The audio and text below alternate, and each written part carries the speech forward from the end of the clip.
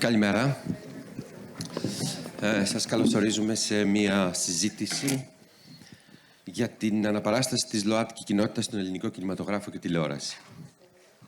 Είναι μαζί μας ο Γιώργος Καπουτζίδης, που είναι και ο ambassador της αγοράς και παρουσιαστής της τελετής έναρξης και φίλος πια του φεστιβάλ.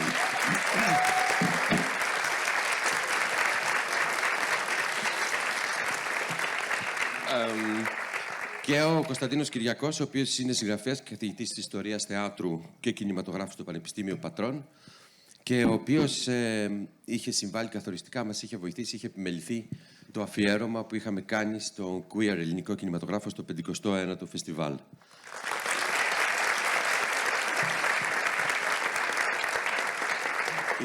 Η συζήτηση υποστηρίζεται από τη Mastercard, η οποία είναι εδώ και πολλά χρόνια ένας από τους βασικούς και πολύτιμους χορηγούς του φεστιβάλ, και φέτος για πρώτη φορά αποφάσισε να στηρίξει και το βραβείο Mermaid, που απονέμεται κάθε χρόνο στην καλύτερη ΛΟΑΤΚΙ και ταινία του φεστιβάλ, και να απονείμει και ένα χρηματικό έπαθλο 3.000 ευρώ.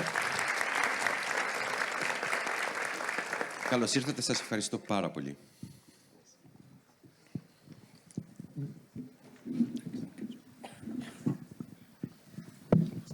Αυτό ήταν, να μας παράτησες εδώ και ξεκινάμε. Για να δω. Λειτουργεί. Ναι. Ευχαριστούμε, Ορέστη. Μας υποχρεώσες. Καθίστε. Είμαστε σε κόντρα από την προηγούμενη εβδομάδα. Κωνσταντίνε, θα ξεκινήσουμε. Πριν ξεκινήσω με συγκεκριμένο τρόπο, να ευχαριστήσω τον Ορέστη Ανδρεαδάκη και τους ανθρώπους του, που το φεστιβάλ πάντα συνειδητοποιεί με όλες τις κοινωνικές ευαισθησίες και είμαστε εδώ τώρα ουσιαστικά για να συμβάλλουμε με τον τρόπο μας, συνδυάζοντας επιστήμη και ζωή, σε κάποια πράγματα τα οποία είναι ανάγκη σήμερα, επιτακτική ανάγκη. Λοιπόν, ο κύριος Καπουτζίδης, ο Γιώργος, μου πέταξε την πάσα. Ας πούμε ότι θα ξεκινήσω, αλλά θα υποστείλω κάθε ακαδημαϊκή νεύρωση. Λοιπόν, και θα σας πω το όνομα Ντιντής Τρεχαντήρης. Πώς το ακούτε? Λοιπόν, αυτό ήταν ένα ονοματεπώνυμο γύρω στο Μεσοπόλεμο για να αποδώσει ένα στοιχείο ταυτότητας στους δραματικούς χαρακτήρες κάποιων θεατρικών έργων του μουσικού θεάτρου, και το αναφέρω όχι τυχαία, γιατί σήμερα στους καιρούς που προσέχουμε πολύ πώς αποκαλούμε τους γύρω μας, και γιατί ελοχεύει πάντα η γλώσσα του μίσους, όπως από την άλλη πλευρά ενδεχομένως να ελοχεύουν και οι υπερβολές της πολιτικής ορθότητας, είναι χαρακτηριστικό γιατί με κάποιον τρόπο, ονοματίζοντας κάτι, του δίνουμε μία ταυτότητα, το χαρακτηρίζουμε. Λοιπόν, η όποια συζήτηση θα γίνει είναι με έναν άνθρωπο που έχει διαπρέψει στο χώρο της τηλεόρασης, θα αφορά τον κινηματογράφο και την τηλεόραση. Είναι δύο πεδία τα οποία αφορούν βέβαια τα οπτικοακουστικά μέσα, είναι ομόλογα, υπάρχουν δημιουργοί οι οποίοι συνυπήρξαν το ίδιο αποτελεσματικά, αφήνοντας το ίχνος τους και στα δύο μέσα. Να θυμηθούμε έτσι από τον Μπέργμαν και τον Κισλόφσκι, γιατί εμείς οι παλαιότεροι δίναμε πάντα σημασία και σε αυτούς τους δημιουργούς, μέχρι σήμερα που αυτή η ρευστότητα, σε αυτή τη σχέση συγκοινωνούν των δοχείων ανάμεσα στα δύο μέσα, είναι πια μια αναντήρητη πραγματικότητα και εξαιρετικά δημιουργική. Λοιπόν, πρώτο κρατούμενο. Ποτέ στην Ελλάδα η κουλτούρα η υψηλή, όπως την λέγανε, τη βάζουμε μέσα σε εισαγωγικά, δεν ήταν ξένη προς τις ομοερωτικές αποτυπώσεις. Πριν δηλαδή κατά κάποιο τρόπο συστηματοποιηθεί η παραγωγή στη δεκαετία του 50 στην Ελλάδα, η κινηματογραφική παραγωγή με τα διάφορα αναφιόμενα στούντιο και την εδραίωσή τους, Υπήρχαν στο χώρο της τέχνης, λογοτεχνία, θυμηθείτε τον Καβάφη και τον Λαπαθιώτη. Στο χώρο της ζωγραφικής, θυμηθείτε τον Τσαρούχη ή τον Διαμαντόπουλο. Θυμηθείτε από το χώρο του θεάτρου τον Κάρολο Κούν. Δηλαδή υπήρχαν πρόσωπα τα οποία με έναν υπόγειο τρόπο, αλλά είναι πολύ χαρακτηριστικό ότι αυτό γινόταν με υπόγειο τρόπο, εξέφραζαν όλα αυτά που θα λέγαμε ευαισθησίες, ενδιαφέροντα, θεματολογία που αφορούσαν αυτό που σήμερα το αποκαλούμε γενεολογία της queer κουλτούρας. Λοιπόν, ένα είναι αυτό.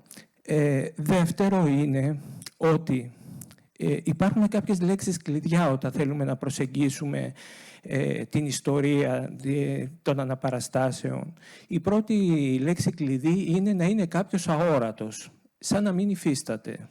Δηλαδή, στην τυπολογία και την θεματολογία των ταινιών να απουσιάζει ο γκέι ή υιοθετώ κάποια σχήματα έτσι, που έχουν έναν ιστορικό χαρακτήρα, παρά τα αποδέχομαι, ή ο λεσβιακός χαρακτήρας.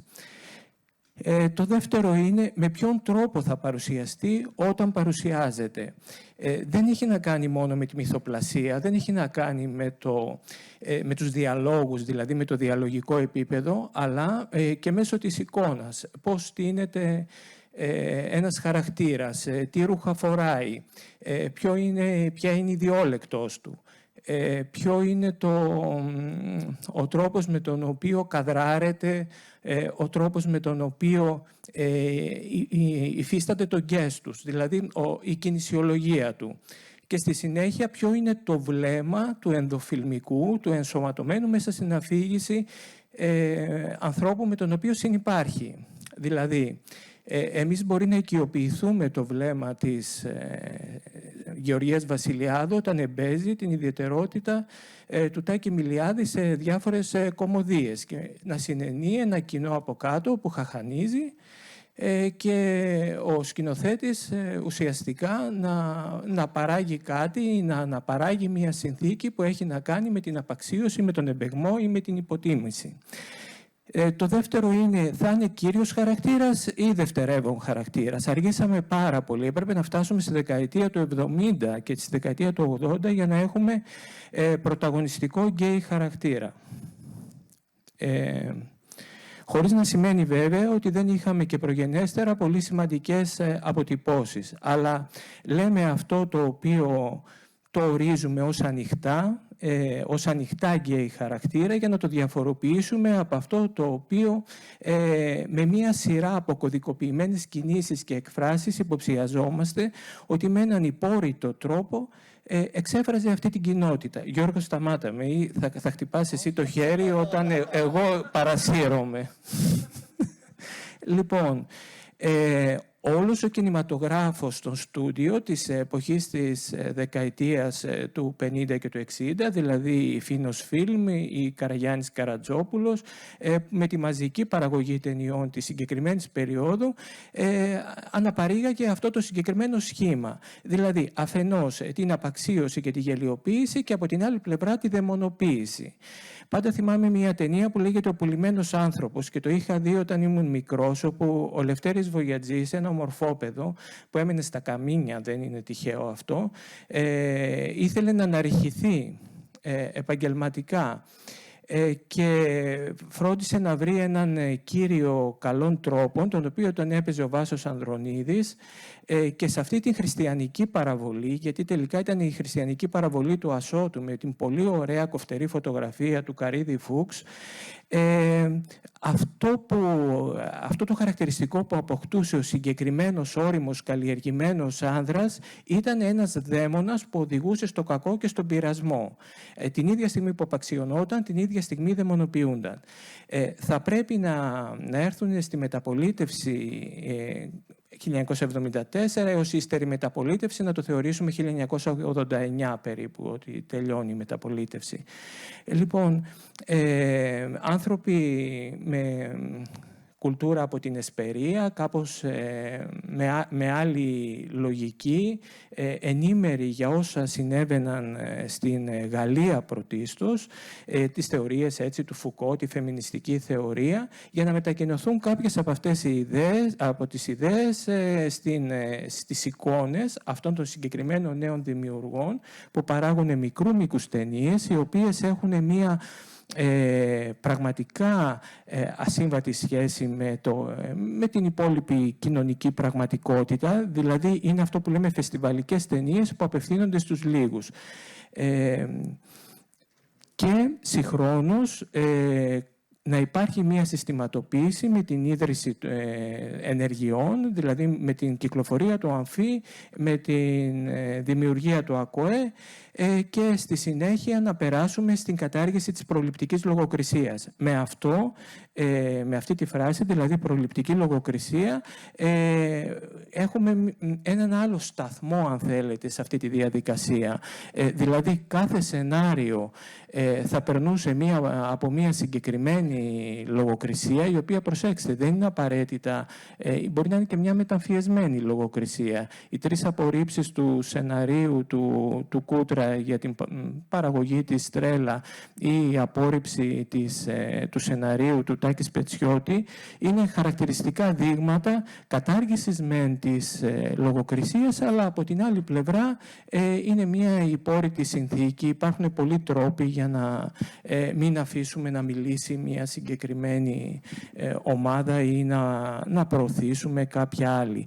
Λοιπόν, η δεκαετία του 80 είναι εντελώς αμφιθυμική. Την ίδια στιγμή δηλαδή που παράγονται ταινίες που αποτυπώνουν ένα κοινωνικό γίγνεσθε και πραγματικά ορισμένες με τα κοινωνιολογικά του χαρακτηριστικά μας είναι πολύ χρήσιμες και συνιστώ να τις δείτε για να καταλάβετε πώς πορεύτηκε αυτή η κοινότητα, αυτή η ομάδα των ανθρώπων, με τι φοβίες και πώς ήταν η ομοφοβική ελληνική κοινωνία. Παρεπιπτόντως θυμάμαι σε ένα φεστιβάλ που είχε γίνει εδώ το 1999 που βρισκόμουν και επειδή συνέπεσε να είναι Μεγάλη Εβδομάδα, είχε γίνει πολύ θόρυβος για το ότι θα προβληθούν Μεγάλη Εβδομάδα στο Ολύμπιον, εδώ σε αυτή ακριβώς την αίθουσα, ταινίες που είχαν γκέι θεματολογία. Δηλαδή βάζουμε και έναν άλλο παράγοντα, έτσι, τις κοινωνικές συντεταγμένες, τα δεδομένα, τις μορφές εξουσίας, δηλαδή πριν φτάσουμε στις εικόνες ενδεχομένως να υπάρχουν και άλλου τύπου παράγοντες. Ο Άγγελος, ο Λιποτάκτης, το Μετέωρο και Σκιά, καθ' όλη τη δεκαετία του 80 είναι μεγάλου μήκους ταινίες που θα φτάσουν στο κοινό και κατά κάποιο τρόπο θα καθορίσουν το βλέμμα πια του Έλληνα με όλη εκείνη την πολιτική την οποία την αναγνωρίζουμε σαν πολιτική αυριανισμού, σαν πολιτική λαϊκίστικη, αλλά από την άλλη πλευρά δόθηκε και το βήμα σε πολύ σημαντικούς δημιουργούς να παράξουν ταινίες με σημασία. Στα τέλη της δεκαετίας του 80 και αρχές δεκαετίας 90 έχουμε το New Queer Cinema, το οποίο κατά κάποιο τρόπο περιλαμβάνει ανθρώπους από τον Αλέξη Μπίστικα και τον Κωνσταντίνο Γιάνναρη, ενδεχομένως και κάποιους να τους ξεχάσω, φυσικά τον Πάνο τον Κούτρα, τον Άγγελο Φρατζή. Αν είχατε παρακολουθήσει το φεστιβάλ κινηματογράφου, τότε το αφιέρωμα στο queer, είχαμε κατά κάποιο τρόπο συμπεριλάβει όλες αυτές τις ταινίες, όλη αυτή την ανάδυση, η οποία δεν ήταν και ξένη προς τις παραστάσεις του Δημήτρη Παπαϊωάννου και της ομάδας Εδάφους, όλον αυτό το προβληματισμό γύρω από τη μάστιγα του αιώνα, την επικίνδυνη μάστιγα όπως αποκαλούνταν, τον τρόπο με τον οποίο το αντιμετώπιζε η κοινότητα, με φόβο και σε ένα καταθλιπτικό πλαίσιο άγνοιας. Μετακινήθηκε ο συνομιλητής μου, πήρα σήμα, να τελειώνω. Λοιπόν, δεν φτάνει που δεν μιλάω, μην κουνιέμαι κιόλας. Τι να κάνουμε, είμαστε καλομαθημένοι.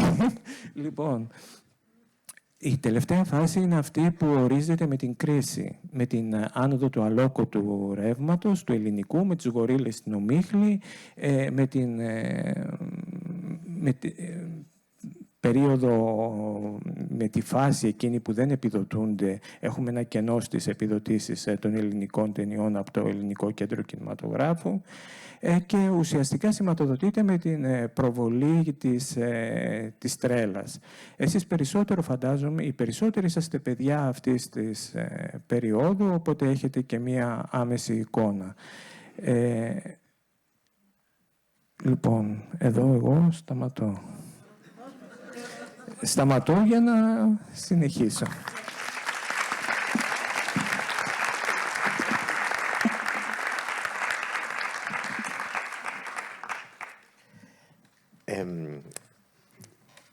Είναι πάρα πολύ μεγάλη χαρά που είμαστε μαζί και θέλω να πω ότι δηλώνω ήδη θαυμαστής, γιατί μου έχει στείλει ο Κωνσταντίνος ή η Mastercard, δεν ξέρω ποιος από τους δύο, μπορεί σε συνεργασία. Η Mastercard, εγώ δεν τα στέλνω. Εντάξει. Δύο εξαιρετικά βιβλία. Το ένα που έχω ξεκινήσει ήδη έχει μία καταγραφή, δεν μπορείτε να φανταστείτε πόσο λεπτομερή και σωστή καταγραφή όλων των γκέι χαρακτήρων στην ελληνική τηλεόραση από το 1975 μέχρι το 2019. Σωστά. Δεν προλάβαμε τις αίρες. Πρέπει να φτιαχτεί ένθετο, πιστεύω, για τις αίρες πια. Δεν φτάνει σε μία σελίδα. Και είναι μια εξαιρετική καταγραφή, οπότε όλα τα της ανασκόπησης θα τα αφήσω σε σένα, Κωνσταντίνη, γιατί έχει καταγράψει ακόμα και τον πιο μικρό γκέι ρόλο που μπορεί να έκανα πέρασμα σε μία σειρά. Θέλω να πω πριν ξεκινήσουμε ότι δεσπόζουσα θέση σε αυτό το βιβλίο έχει, μάλλον σημαντική θέση έχει και η Εθνική Ελλάδος, που για μένα είναι πολύ υποκειμενικό το να πεις είναι πιο αστεία, πιο αυτό ή πιο... Νομίζω όμως ότι αντικειμενικά είναι ίσως η πιο θαραλέα σειρά που παίχτηκε στην ελληνική τηλεόραση για την εποχή που παίχτηκε, για τα θέματα με τα οποία μίλησε. Και σε αυτή τη σειρά έκανε μια εξαιρετική εμφάνιση η Μίνα Αδαμάκη, που έφυγε χθες, και θα ήθελα...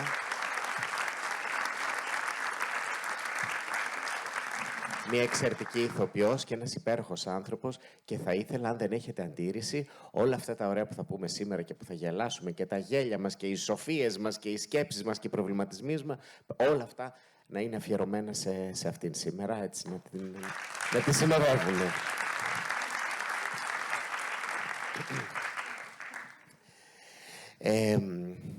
Διάβαζα λοιπόν σε αυτό το βιβλίο, στην καταγραφή του Κωνσταντίνου, όλους αυτούς τους χαρακτήρες και καταλάβαινα πόσο ελλειπής είναι αυτή η εκπροσώπηση, η αποτύπωση μάλλον των γκέι χαρακτήρων, και πόσο ελλειπής είναι και οι ίδιοι οι χαρακτήρες. Είναι άνθρωποι που τις περισσότερες φορές, αν προσέξετε, δεν έχουν σπίτια, είναι ανέστιοι. Έτσι δεν λέγεται? Ναι. Συνήθως πηγαίνουν στο σπίτι της πρωταγωνίστριας, δεν θα τους δούμε μέσα στο σπίτι τους να ζουν, να ξυπνάνε, δεν θα τους δούμε να καλούν. Είναι πολύ λίγες οι φορές που θα τους δούμε να ζουν μέσα στο σπίτι τους, να καλούν κόσμο μέσα στο σπίτι τους, να δέχονται εκεί φίλους κτλ. Θα τους δούμε να ασχολούνται πάρα πολύ με τη σεξουαλικότητά τους, πάρα πολλές φορές. Το σεξ είναι το νούμερο ένα για αυτούς. Κάθε τι που λέγεται, ειδικά στις κωμωδίες, έχει να κάνει με το σεξ. Αλλά δεν θα τους δούμε ποτέ, σχεδόν ποτέ, να λένε «σ' αγαπώ» σε κάποιον, και δεν θα ακούσουν και ποτέ το «σ' αγαπώ» αυτοί οι άνθρωποι. Είναι μια ελλειπέστατη λοιπόν εκπροσώπηση. Και αν το πιάσουμε από την αρχή, είμαστε όλοι για cancel, πραγματικά.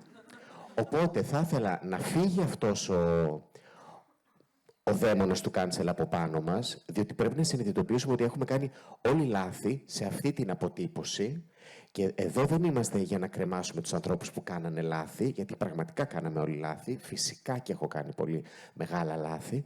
Είναι για το από εδώ και πέρα πώς θα τα πάμε τα πράγματα καλύτερα. Εντάξει.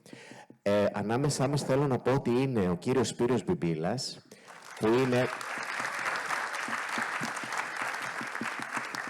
που είναι ένας άνθρωπος ο οποίος νομίζω έχει υποδηθεί τους περισσότερους γκέι χαρακτήρες στην ελληνική τηλεόραση και στον κινηματογράφο. Δεν θα μου κάνετε cancel το Σπύρο, σας παρακαλώ πάρα πολύ, ποτέ. Και είναι ένας άνθρωπος ο οποίος έχει αυτή τη διαστραμμένη ιδέα ότι όλοι οι άνθρωποι είναι καλοί. Δεν ισχύει, Σπύρο μου. Είναι ένας άνθρωπος ο οποίος μάχεται όχι μόνο για τη ΛΟΑΤΚΙ κοινότητα, γενικότερα για τον κόσμο, για να γίνει ένας καλύτερος κόσμος και δίνει πάρα πολλές μάχες γι' αυτό. Τίποτα. Μας δίνεις πάντοτε χαρά, δεν θα μας στεναχωρήσεις ποτέ. Νομίζω, Σπύρο, δεν θα μας στεναχωρήσεις ούτε και όταν μετά τα 100, γιατί σου εύχομαι τα εκατοστήσεις. Όταν πεθάνεις πάλι δεν θα μας στεναχωρήσεις, γιατί δεν θα το μάθουμε ποτέ, δεν θα είσαι και με το ποστάρεις.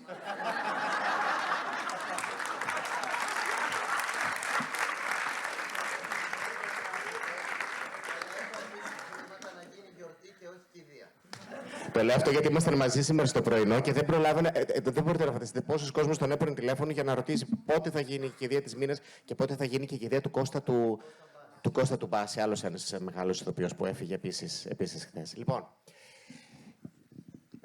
θέλω... Ναι. Να διακόψω, μια και αναφέρατε τον κύριο Μπιμπίλα. Ο κύριος Μπιμπίλας πρωταγωνίστησε, ή μάλλον πρωταγωνίστησε στο πρώτο επεισόδιο μιας ταινίας, σειράς του Γιώργου Μιχαηλίδη, που ήταν διασκευή ουσιαστικά του κλασικού βιβλίου «Έγκλημα στα όχι στα παρασκήνια, έγκλημα και τιμωρία», αλλά είχε ουσιαστικά και παρασκήνια. Τα παρασκήνια τα οποία ήταν του τύπου ότι η συγκεκριμένη σειρά ήταν τόσο επιδραστική ώστε να οδηγήσει τους νέους στα ναρκωτικά, στην ομοφιλοφιλία. Ο Βασίλης Βασιλικός, ο γνωστός συγγραφέας που τότε ήταν διευθυντής στην παραγωγή ελληνικού προγράμματος στην ΕΡΤ και είχε δώσει το OK στον Γιώργο Μιχαηλίδη, γιατί είχε γυρίσει προγενέστερα τα λαβρεωτικά, δεν έλεγξε, φαίνεται, τις αντιδράσεις και έχουμε μια εξαιρετική σειρά, κατά τη γνώμη μου, ανεπίδοτη όμως, είναι διαθέσιμη στο διαδίκτυο, αλλά κυριολεκτικά πήγε χαμένη. Ήμουνα μαθητής και την έψαχνα σε μεταμεσονύχτιες ζώνες, που τότε δεν ήταν και πολύ αυτονόητο. Λοιπόν, ο κύριος Μπιμπίλας εκεί έπαιζε τον Μάριο, ένα νεαρό, έτσι, ο οποίος ήταν το τεκνό ενός κυρίου, ο οποίος... Κόμμα το τεκνό θέλει να παίζει. Ο κύριος Μπιμπίλας είχε και ιστορία από το ασκητικό θέατρο του Κωνσταντίνου Μάριου. Ήταν δηλαδή και ηλικιακά πρέπει να είσαστε τόσο τεκνό. Λοιπόν, αυτή η σειρά λοιπόν δημιούργησε μια εντύπωση κυριολεκτικά αρνητική στην ελληνική κοινωνία της δεκαετίας του 80 γύρω από τους ομοφυλόφιλους, τους ναρκωμανείς. Έκανε ταυτίσεις και αποταυτίσεις πραγματικά πολύ επικίνδυνες και είχε ανακατευθεί μέχρι και η κυβέρνηση στο πώς θα διαχειριστεί αυτό το μέγα σκάνδαλο της συγκεκριμένης τηλεοπτικής σειράς η ΕΡΤ.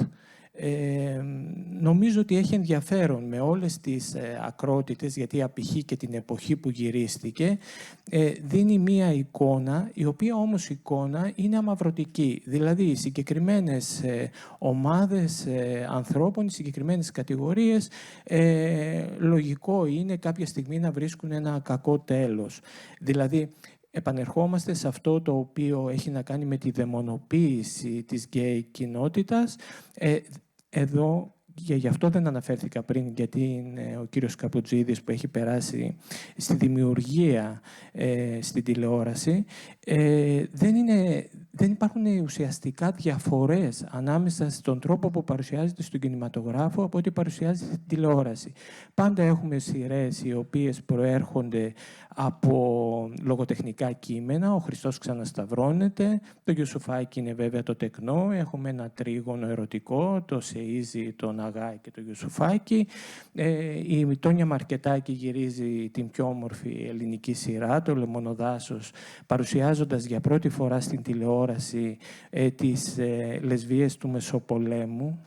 έτσι, αλαγκαρσόν όλη αυτή τη συνθήκη, και να φτάσουμε μετά στη δεκαετία του 80 στην παραλληλία με τις υπόλοιπες σειρές. Το γεγονός αυτού που περιέγραψε ο κύριος Καπουτζίδης πριν, ο Γιώργος, είναι αναγνωρίσιμο κυρίως στην ιδιωτική τηλεόραση στις αρχές της δεκαετίας του 90. Δηλαδή τέλη δεκαετίας 80 έχουμε την ιδιωτική τηλεόραση με το Μέγκα και τον Αντένα, και θυμηθείτε τους Ατέριαστους και διάφορες τέτοιες σειρές που πραγματικά επιβεβαιώνουν τα προηγούμενα και τα λεγόμενα. Γιώργο, θα κάνω ένα άλμα για να μας πεις εσύ κάτι. Εγώ αυτό που επενώ και αυτό που μου αρέσει πολύ στην Εθνική Ελλάδος, ανάμεσα σε όλα, γι' αυτό το έχω κάνει και φωτόγραμμα, είναι αυτό που γράφουν στην πόρτα, η συνενική, έτσι, πουστάρα, και το δεύτερο, ότι πρέπει να φτάσουμε στο 6ο επεισόδιο για να μάθουμε ότι είναι γκέι ο πρωταγωνιστικός χαρακτήρας. Στο τέταρτο. Ναι, στο 4ο επεισόδιο. Αυτό ήταν προγραμματική από μέρους σου επιλογή. Αυτό σημαίνει ένα άλμα μπροστά. Δηλαδή οι άνθρωποι να μην χαρακτηρίζονται από κάποιο ιδιαίτερο χαρακτηριστικό που έχει να κάνει με τη σεξουαλικότητά τους, αλλά από την προσωπικότητα, και να είναι ένα στοιχείο της προσωπικότητάς τους. Εδώ είναι η μετάβαση στους νέους καιρούς, αν θέλετε, χωρίς να σημαίνει ότι δεν έχουμε και ταινίες ή σειρές που είναι ακριβώς στον αντίποδα. Ευχαριστώ πάρα πολύ. Ναι.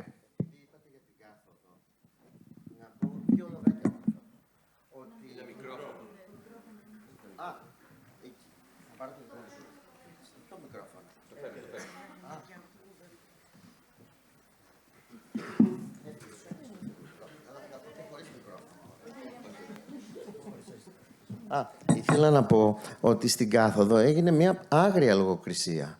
Η σκηνή της ομοφυλοφιλίας στο δεύτερο επεισόδιο δεν υπάρχει, ούτε το έγκλημα. Και ενώ είχαμε κυβέρνηση Πασόκ, γιατί το λέω αυτό, δεν είχαμε δεξιά, είχαμε κυβέρνηση Πασόκ. Και έγινε άγρια λογοκρισία του επεισοδίου. Παρόλα αυτά, εγώ τις επόμενες μέρες που κυκλοφορούσα, άκουσα πάρα πολλές φορές να με λένε πουστάρα στο δρόμο, επειδή έπαιξα αυτό το ρόλο. Παρότι είχα παίξει και το πρώτο γκέι φιλί στο θέατρο, στη Μοίρα και τα μάτια των ανδρών, το οποίο δεν έχει ξανανεύει παρά μόνο ένα μήνα στο Volt κάποια στιγμή. Ένα πολύ ωραίο έργο. Αλλά είμαι πάρα πολύ περήφανος που έχω παίξει τόσους πολλούς γκέι ρόλους. Κάποια στιγμή τους αρνήθηκα γιατί με κάνανε καρικατούρα γκέι και δεν ήθελα να συνεχίσω αυτό το πράγμα. Και ευτυχώς ο Γιώργος μου έδωσε αυτόν τον υπέροχο ρόλο στις Σέρρες, που είναι ένας άνθρωπος που στα 60 του πια τολμάει να πει αυτό που δεν τολμούσε τόσα χρόνια. Αλλά στην πορεία έκανα πολλούς γκέι χαρακτήρες, προσπαθώντας κάθε φορά να τον κάνω συμπαθή το γκέι. Διότι από μέσα μου μιλούσε αυτό το πράγμα και έλεγα ότι πρέπει να κάνω αυτό που είμαι, να το συμπαθήσει ο κόσμος, γιατί πολλοί ηθοποιοί το κάνανε με τέτοιο τρόπο που να είναι αντιπαθής ο γκέι. Εγώ προσπάθησα να τον κάνω συμπαθή. Όποιο χαρακτήρα, ακόμα και στην πιο ακραία κωμωδία. Γιατί έχω παίξει από τις πιο ακραίες περιπτώσεις καρτουνίστικου γκέι μέχρι τις πολύ άγριες περιπτώσεις που έκανε έναν άνθρωπο που ψάρευε τεκνά σε ένα σύριαλ που δεν έχει ξαναπαιχτεί δυστυχώς. Αυτά τα λίγα. Θέλω να πιαστώ πάρα πολύ από αυτό που είπε ο Σπύρος. Το πώς να κάνουμε είναι η λέξη κλειδί και είναι νομίζω η φράση κλειδί. Για αυτό το οποίο τουλάχιστον εγώ θέλω να πω σήμερα. Βλέπω ότι είσαστε πάρα πολλά νέα παιδιά. Εγώ δεν ανήκω, είμαι σε πολύ μεγαλύτερη ηλικία και χαίρομαι που είσαστε εδώ. Και ίσως να αναρωτιέστε πολλές φορές και νομίζω ότι είσαστε και πολύ πιο ελεύθερα παιδιά με τη σεξουαλικότητά σας και έχετε πολύ λιγότερους φόβους και ενοχές από αυτές που είχα εγώ όταν μεγάλων. Είμαι 50 χρονών, έχουμε μεγάλη διαφορά ηλικίας. Είπα λοιπόν πριν να μην κανσελάρουμε κανέναν, ξέρετε γιατί. Γιατί πρέπει λίγο να έρθετε στη θέση μας. Ίσως να αναρωτιέστε, συγγνώμη, αυτοί κάποιοι είναι γκέι δημιουργοί. Γιατί δεν μπόρεσαν να κάνουν ποτέ κάτι παραπάνω. Νομίζω ότι υπάρχει εξήγηση και είμαι εδώ.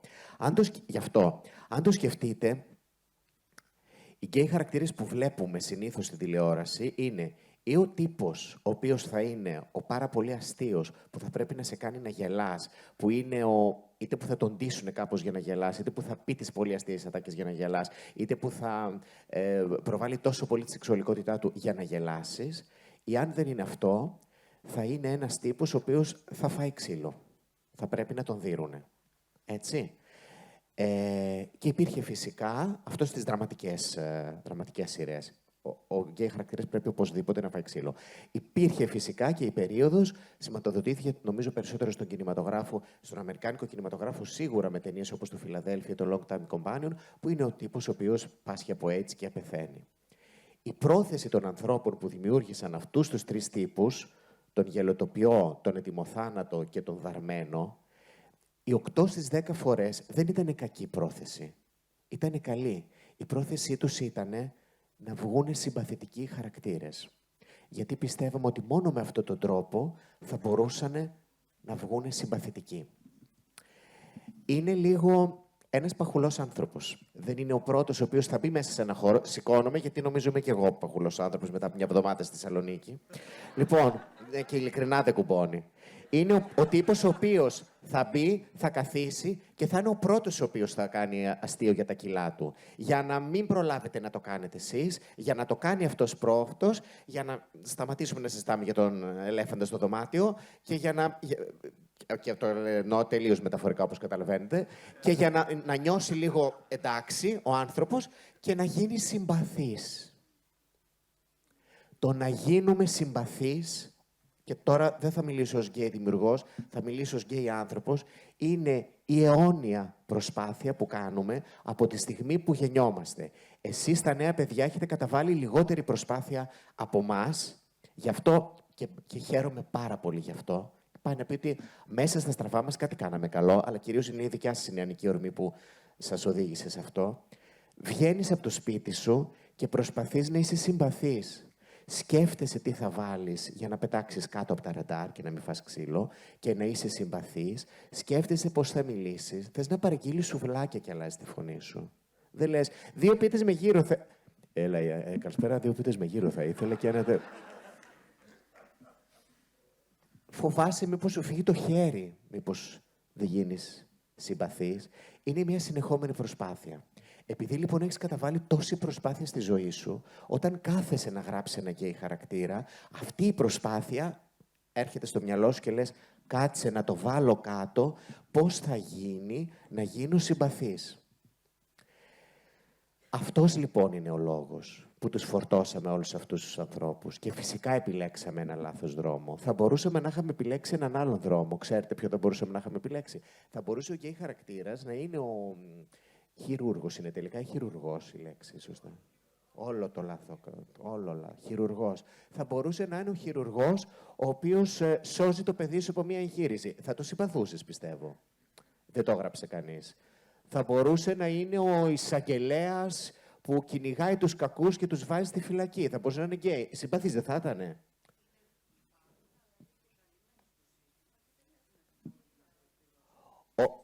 Όχι. Είναι, λέω, αν ο χαρακτήρας ήταν γραμμένος έτσι.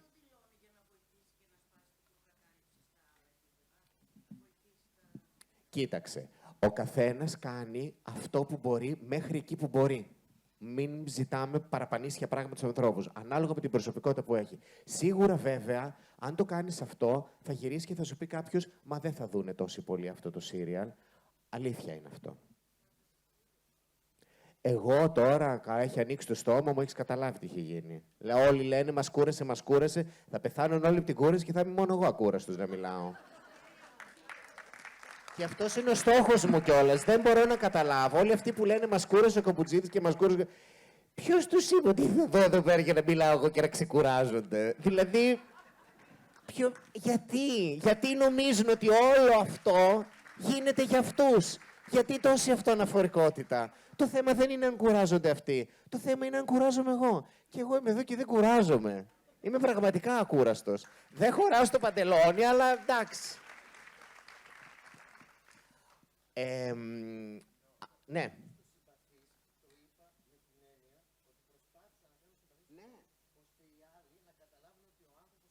Είναι κάτι που υπάρχει μέσα στο σπίτι Έτσι τους. είναι, έτσι. Την καταλαβαίνουμε την πρόθεση και την καταλαβαίνουν και τα νέα παιδιά. Και φάνηκε και στο χειροκρότημα που πήρες, Σπύρο, και στην αποδοχή που έχεις και στην αγάπη που παίρνεις από τους νέους ανθρώπους. Δεν χρειάζεται να το εξηγήσεις. Έτσι, ορίστε. Ο κόπος λοιπόν που καταβάλουμε στη ζωή μας για να γίνουμε συμπαθείς, μετά μεταφέρεται και στο χαρτί. Γιατί οι περισσότεροι από αυτούς τους γκέι χαρακτήρες έχουν γραφτεί από γκέι δημιουργούς, είτε ανοιχτά γκέι, είτε όχι τόσο ανοιχτά, που ακόμα και αυτοί που δεν είναι ανοιχτά, δεν είναι ανοιχτά σε εσάς, στο χώρο και στη δουλειά και σε αυτά. Και εγώ πριν γίνω ανοιχτά σε εσάς, όλοι ξέρανε. Από το 2003 που μπήκα στην τηλεόραση, δεν κρύφτηκα ποτέ. Όλοι οι συνάδελφοί μου, όλοι οι συνεργάτες μου ξέρανε και εμένα και τους δεσμούς μου και τα πάντα μου. Και όταν χωρίζω κιόλας τα ανακοινώνω και... Δηλαδή είμαι λίγο... Παίρνω πάρα πολλά τηλέφωνα. Οπότε, ναι, ανοιχτά ήμουνα, έτσι. Θέλω, λοιπόν, οι περισσότεροι, λοιπόν, αυτό... Και αυτοί ακόμα που δεν είναι, ακόμα και αυτοί, είναι άνθρωποι που είναι φιλικά προσκύμενοι περισσότεροι σε εμάς. Και είχαν αυτή την έννοια ότι ας γράψω ένα χαρακτήρα, θέλω να γίνει συμπαθής. Και επιλέξαμε αυτόν τον τρόπο. Εύχομαι λοιπόν από εδώ και πέρα να αρχίζουμε να επιλέγουμε ένα διαφορετικό τρόπο. Εγώ λοιπόν στις αίρες αυτό έκανα. Επέλεξα ένα χαρακτήρα τον οποίο δεν τον έκανα τέλειο, αλλά δεν χρειάστηκε ούτε να τον δείρει κανείς για να γίνει συμπαθής, ούτε να γίνει ο γελοτοποιός. Ίσα-ίσα είναι ο τύπος ο οποίος γελάει λίγο με τους άλλους και προσπαθεί να τους βάλει λίγο και σε μία τάξη. Την αδερφή του, τη Χρύσα που είναι παλαβή και προσπαθεί να τη συγκρατήσει. Δηλαδή είναι ο καθησυχαστικός παράγοντας. Και το ίδιο έκανα στο θέατρο. Και συγγνώμη, τώρα είναι εδώ πέρα τα παιδιά από το όποιος θέλει να χωρίς να σηκώσει το χέρι του. Και η κυρία Έφη Σταμούλη, φυσικά, που θα ανέβει τον άλλο μήνα, εδώ στο Κουθουβουέ. Που είναι επίσης ένα θεατρικό που γράφτηκαν δύο χαρακτήρες, ένα γκέι αγόρι, ένα γκέι κορίτσι, που είναι δύο συμπαθείς χωρίς να χρειαστεί να υποστούν κάτι τέτοιο, πάση περιπτώσει. Πρέπει λοιπόν να πάμε ένα βήμα παραπέρα. Στο να φτιάχνουμε έναν χαρακτήρα, ο οποίος να μην χρειάζεται να γίνει συμπαθής. Όπως επίσης εύχομαι να έρθει και η μέρα που ο παχουλός άνθρωπος, η παχουλή κυρία ή ο παχουλός άντρας θα καθίσει μία φορά στην καρέκλα και θα πει: να σου πω, βαριέμαι πάρα πολύ να σε κάνω να γελάσεις. Για να δούμε, εσύ έχεις κανένα χιούμορ, να δούμε, θα πεις τίποτα να διασκεδάσω. Έχω ταλαιπωρηθεί, ήμουνα στην ουρά στην τράπεζα, έχασα την πιστωτική μου κάρτα και πραγματικά βαριέμαι να έρθω εδώ και να μιλήσουμε για τα κιλά μου για να γελάσεις. Για να δω τι χιούμορ έχεις. Και τότε νομίζω ότι θα διαπιστώσουν ότι τελικά ένα χαζό ακροατήριο είχανε και όχι φίλους. Έτσι δεν είναι? Αυτό πιστεύω. Πήρα φόρα τώρα. Τώρα θα δεις εδώ.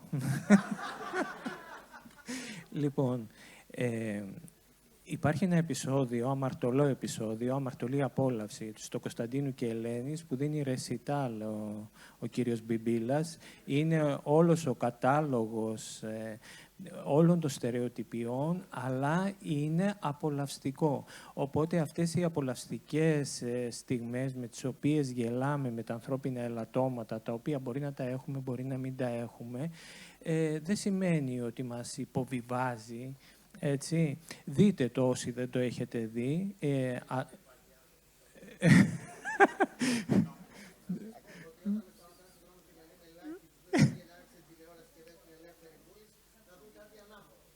Εγώ την έχω δει, αλλά μου έμεινε η Λάκα. Δεν... Θυμάστε που σε κάποια φάση τον λένε και Λάκα. Ή θέλει. Λοιπόν, εντάξει, τώρα. Ο δεύτερος παράγοντας είναι, και σε σχέση με αυτά που είπε ο Γιώργος, αν θέλετε, οι πιο αξιώσεων, οι πιο σοβαρές, οι πιο πολύπλοκες, εκεί που θα έχουμε έναν οδοντίατρο ή γιατρό ή χειρούργο, λοιπόν, γκέι χαρακτήρα, σε ποιους απευθύνεται. Δηλαδή, πάντα με απασχολούσε η διάχυση που έχει μία παράσταση, ένα θεατρικό έργο, μία ταινία, μία τηλεοπτική σειρά. Μπορεί να είναι καθόλου προσεγμένη στον τρόπο που θα παρουσιάζει, αλλά να μην φτάνει σε ένα κοινό. Εδώ ακριβώς είναι είτε οι κώδικες και οι τρόποι η δυσκολία πρόσβασης του μέσου Έλληνα, του μέσου ανθρώπου απέναντι σε αυτό που παράγεται, το καλλιτεχνικό δηλαδή προϊόν, ή από την άλλη πλευρά ο τρόπος με τον οποίο φροντίζουν κάποια τηλεοπτικά κανάλια, κάποιοι φορείς, οι επιδοτήσεις ή οτιδήποτε άλλο, να φτάσει μία ταινία σε ένα ευρύ κοινό. Να απαντήσω λίγο σε αυτό. Νομίζω ως γκέι δημιουργός, όταν γράφουμε, σκεφτόμαστε, και αυτό είναι το... Δεν θα πω λάθος, αυτό το οποίο εγώ θέλω να διορθώσω και νομίζω έχω διορθώσει μέσα μου. Είμαι γκέι δημιουργός που γράφω γκέι χαρακτήρες που απευθύνονται σε ένα straight κοινό. Οπότε σκέφτομαι αυτό. Πώς θα γράψω ένα γκέι χαρακτήρα για το straight κοινό? Αυτό. Και έχω πάρει πια την απόφαση να γράφω ένα γκέι χαρακτήρα. Δηλαδή, αν σκεφτόμουν άλλωστε ότι απευθύνομαι σε ένα... Δεν θα έγραφα ένα παιδί το οποίο τρώει ξύλο. Γιατί εγώ όταν είδα στις Άγριες Μέλισσες ένα επεισόδιο, πολύ ωραία σειρά, έτσι, που διαμαρτυρήθηκαν κάποιοι για το ότι υπήρχε ένα γκέι φιλί και είχαν διαμαρτυρηθεί πάρα πολύ και τι έσχυνε αυτά. Το επόμενο επεισόδιο, λοιπόν, βλέπω τον πατέρα να δέρνει το παιδί και να δέρνει, νομίζω, και το φίλο. Δεν διαμαρτυρήθηκε κανένας. Οκ, εντάξει, γιατί αυτό δεν με σόκαρε.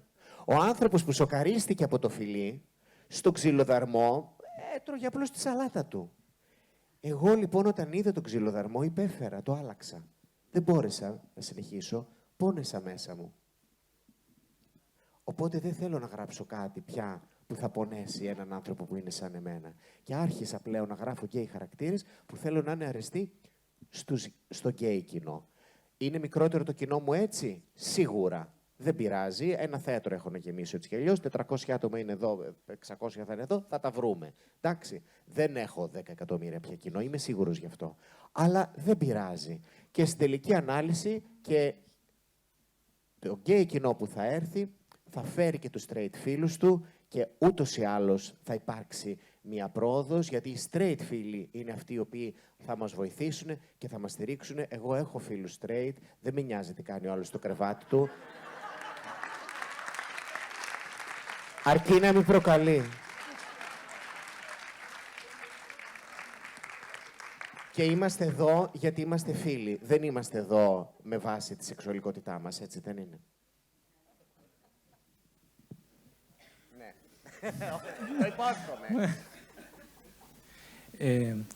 Είναι όμως το ίδιο επίφοβο για το αποτέλεσμα, Γιώργο. Κατέβασε τη δουλειά. Ναι. Λοιπόν, να γράφεις όχι για το straight κοινό που δεν θα το ενοχλήσεις, αλλά και για το γκέι κοινό σχεδόν προγραμματικά, να μην παρεκτραπείς εντός εισαγωγικών, δίνοντας αυτές τις μελανόμορφες εικόνες κλπ. Υπάρχουν κάποιες σειρές που έχουν προβληθεί τα τελευταία χρόνια, μετά την περίοδο αυτή που σταματάει το βιβλίο, που σταματάει ουσιαστικά στη μυθοπλασία, στην παραγωγή μυθοπλασίας, οι οποίες όμως αναφέρονται στη δεκαετία του 50. Δηλαδή θα ήταν κάπως μια παραχάραξη της πραγματικότητας για εκείνη την περίοδο.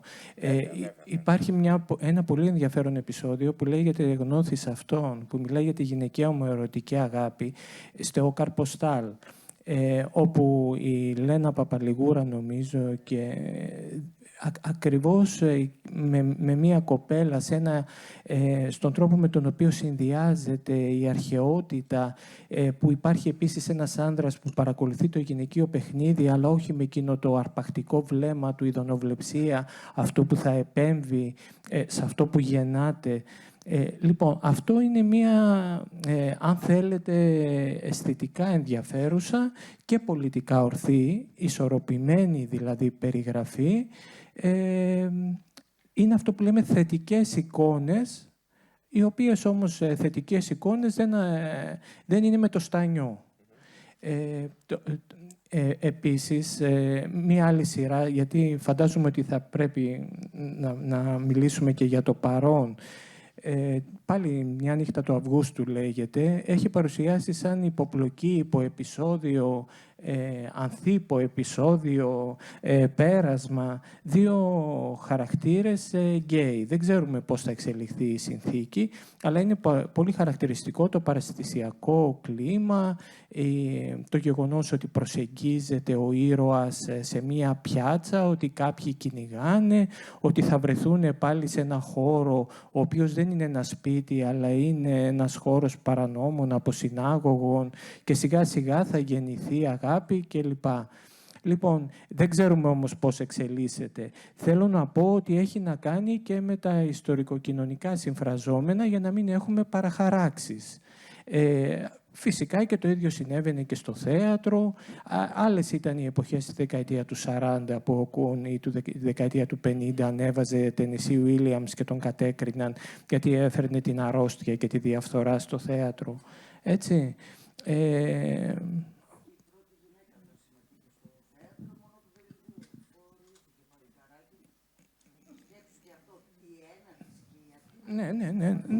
Ναι.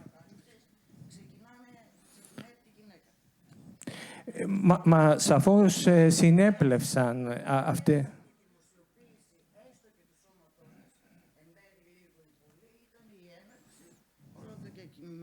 Και μετά τώρα ακολουθείτε εσείς σιγά σιγά.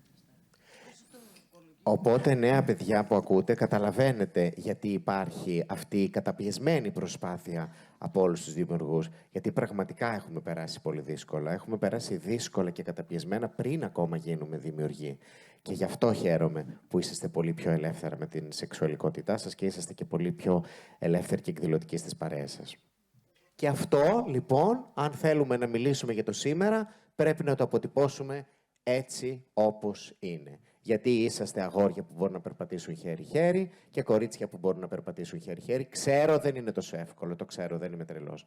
Αλλά το κάνετε παρόλα αυτά. Οπότε αφού το κάνετε έξω στο δρόμο, και εμείς στις σειρές οφείλουμε να το καταγράψουμε. Και να το καταγράψουμε χωρίς να χρειαστεί να φάτε ξύλο, χωρίς να χρειαστεί να βγείτε με κόκκινο, κίτρινο, πορτοκαλό, μπλε πεταλούδες πάνω στο κεφάλι σας, εκτός αν το θέλετε εσείς πολύ, όχι γιατί ο ενδυματολόγος θα σας το φορέσει για να γίνετε συμπαθείς. Εντάξει. Λοιπόν, εγώ επίσης θεωρώ ότι και το παραπέντε, αλλά κυρίως οι Σαββατογεννημένες, ήταν επίσης σειρές που είχαν το κάμπι υπόστρωμα πάρα πολύ έντονο. Οπότε βάζουμε ένα πολύ ενδιαφέρον στοιχείο στη συζήτηση.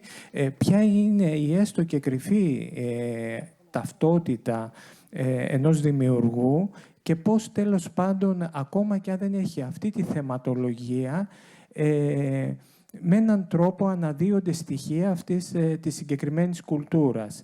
Δηλαδή, μπορεί στα δραματικά του έργα ο Γιάννης Δαλιανίδης να παρουσίαζε πραγματικά αυτές τις εικόνες των ελάχιστων γκέι χαρακτήρων που είχε, αλλά και πολύ επιθετικά στη δεκαετία του 80 το επέτρεπε η Γκρέκα, Φιλμ Λεφάκης κλπ. Αλλά μπορούμε να το αναγνωρίσουμε σε μία σειρά από τα musical, από τις κομμωδίες, κυρίως της δεκαετίας του 70, από όλο αυτό το πανηγύρι κατά κάποιο τρόπο, τον εορτασμό μιας χαράς και μιας υπονόμευσης, ενδεχομένως κάποιων στερεοτύπων που φαίνεται, δεν ξέρουμε πώς το προσελάμβανε το συγχρονικό κοινό, να τα υπονομεύει τελικά. Δεν βλέπουμε σήμερα την... Ποιο είναι εκείνο με το πάχος, με την κυρία Πασχαλίδου και την Βλαχοπούλη, η Παριζιάνα. Έτσι, η Παριζιάνα είναι ένα κάμπ έργο, το οποίο έχει σκηνοθετηθεί από ένα δημιουργό γκέι. Θυμήθηκα τι έχω να πω. Ναι. Ναι, θυμήθηκα. Ναι. Που είπες για τον έρωτα. Παιδιά, ακόμα και ο έρωτάς μας στις δραματικές σειρές ως κάτι φοβερά στενάχωρο αποτυπώνεται, άμα το σκεφτείτε. Είναι δύο ερωτευμένοι που είναι... Όχι, δεν πρέπει. Αλήθεια τώρα. Με έχετε δει εμένα ερωτευμένο, ύπταμε. Είμαι έτσι. Γιατί γίνεται. Πώς... Δεν έχω ερωτευτεί ποτέ και να είμαι.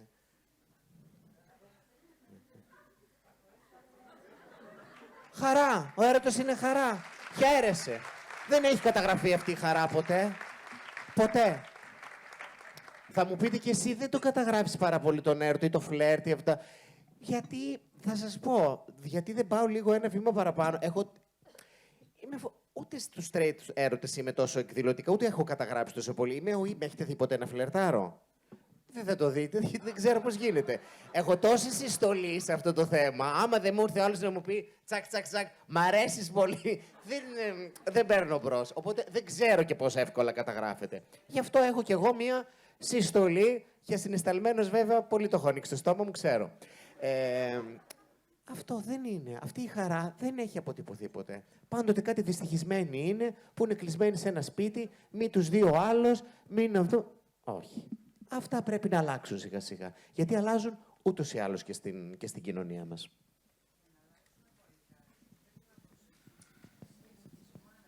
Συγγνώμη, σας διακόπτω. Μία οδηγία και για τώρα και για τις ερωτήσεις που θα κάνετε μετά. Παρακαλούμε πολύ, περιμένετε να σας έρθει το μικρόφωνο, γιατί διαφορετικά δεν σας ακούν οι διερμηνείς μας. Και τώρα και στο session των ερωτήσεων μετά με το μικρόφωνο. Ευχαριστώ. Επίσης θέλω να πω και κάτι άλλο. Και ευτυχώς, Να σε διακόψω ναι. λίγο. Λοιπόν,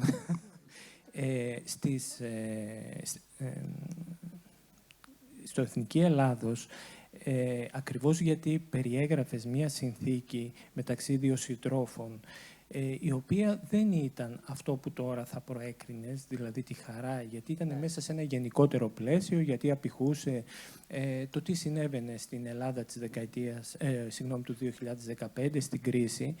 Συνέδεσες πολύ ωραία αυτό το προσωπικό, το βιωματικό, με την έννοια την εικόνα που έχει ο Έλληνας για το πόσο περιούσιος λαός και σημαντικός είναι, υιοθετώντας το βλέμμα του αγαπημένου, του εραστή, που έβλεπε απομυθοποιημένα το έθνος του συντρόφου του.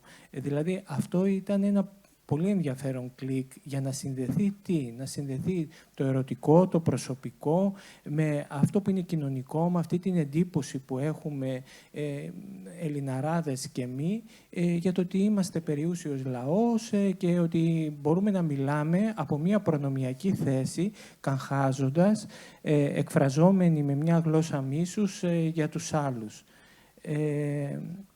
Εδώ τελειώνω. Τον έπαινω.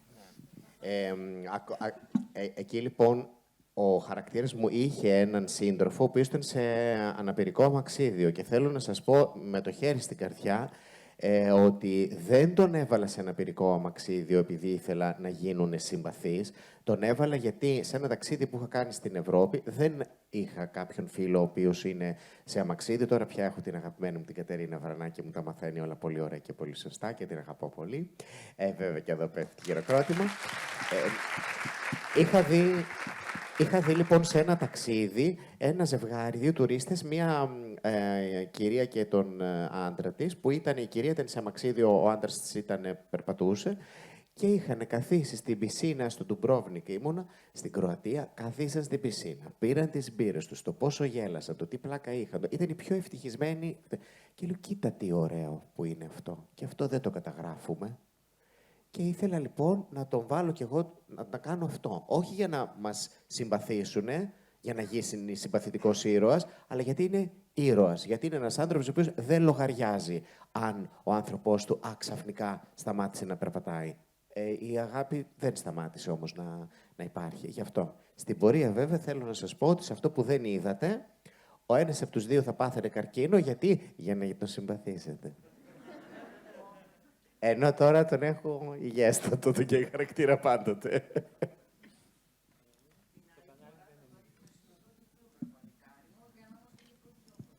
Ό,τι μπορέσω θα κάνω. Περίμενε. Εσύ γιατί δεν τα παραγγέλνεις?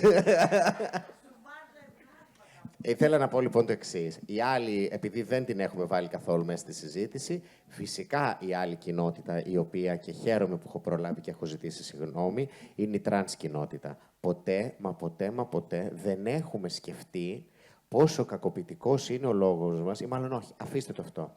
Πόση προσπάθεια θέλει, πόσο κόπο θέλει για να καταλάβεις ότι άλλο είναι μέσα, άλλο είναι το σώμα και πρέπει να κάνω μία αλλαγή.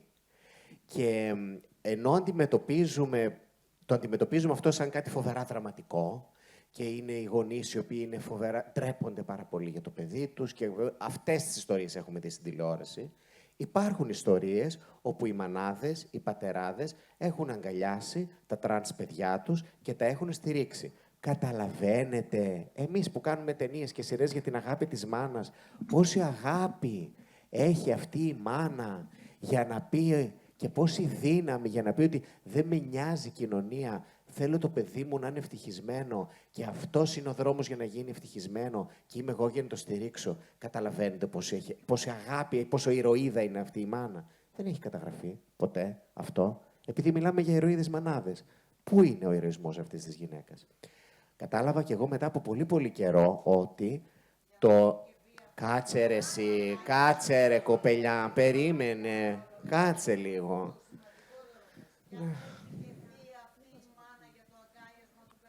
Ναι, λοιπόν, απλώς άμα πετάγεις στη συνέχεια, τα ξεχνάω και μετά θυμώνει και μετά κοιτάω το κινητό. Κάτσε λίγο. Αυτά λοιπόν είναι ωραίες ιστορίες. Είναι ιστορίες που πρέπει να τις καταγράψουμε. Είναι ήρωες πραγματικοί. Εντάξει. Ναι. Σε αυτόν δεν μιλάς όμως, μόνο εμένα.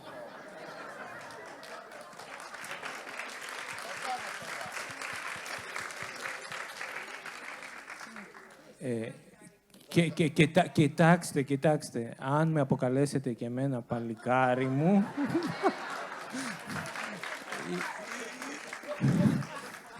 Λοιπόν, η αλήθεια είναι, Γιώργο, πως και στον ελληνικό κινηματογράφο ήταν πολύ περιορισμένες αυτές οι αντιπροσωπεύσεις. Τώρα τελευταία έχει τεθεί ένα ζήτημα. Μήπως ένας γκέι ηθοποιός θα πρέπει να παίξει ένα γκέι ρόλο, μήπως μία τρανς ηθοποιός θα πρέπει να παίξει αυτό τον ρόλο. Δεν έχω απάντηση σε αυτό. Το ζήτημα είναι ότι δύο ταινίες, τις οποίες πάντα τη θυμόμαστε, τη μικρού μήκους ταινία του Δημήτρη Σταύρα Καμπέτη, όπου εμφανίζεται η Μπέτη Μπακαλίδου σε ανύποπτο χρόνο, το 1978-79 ουσιαστικά, δεχόμενη βέβαια τη λογοκρισία. Μπορεί αυτή τη στιγμή να είναι μια κλασική ταινία, αλλά τότε πολεμήθηκε. Και φυσικά η Στρέλα με τη Μίνα Ορφανού μπορεί να διαφεύγουν και άλλες. Απλώς λέω για αυτές που έχουν κομβικό χαρακτήρα. Τις υπόλοιπες αντιπροσωπεύσεις τις είχαν άνδρες κυρίως ηθοποιοί, που έπαιζαν μέλη διεμφυλικά άτομα γενικότερα. Θυμηθείτε το 4, έτσι, του Παπακαλιάτη με τη Ζέτα Δούκα. Τέλος πάντων, ουδέν σχόλιον. Για τον τρόπο με τον οποίο αναπαραστάθηκε ο έμετος που του προκάλεσε και η ενοχή αυτού του προσώπου είναι ένα ζήτημα το οποίο θέλει πολλή συζήτηση.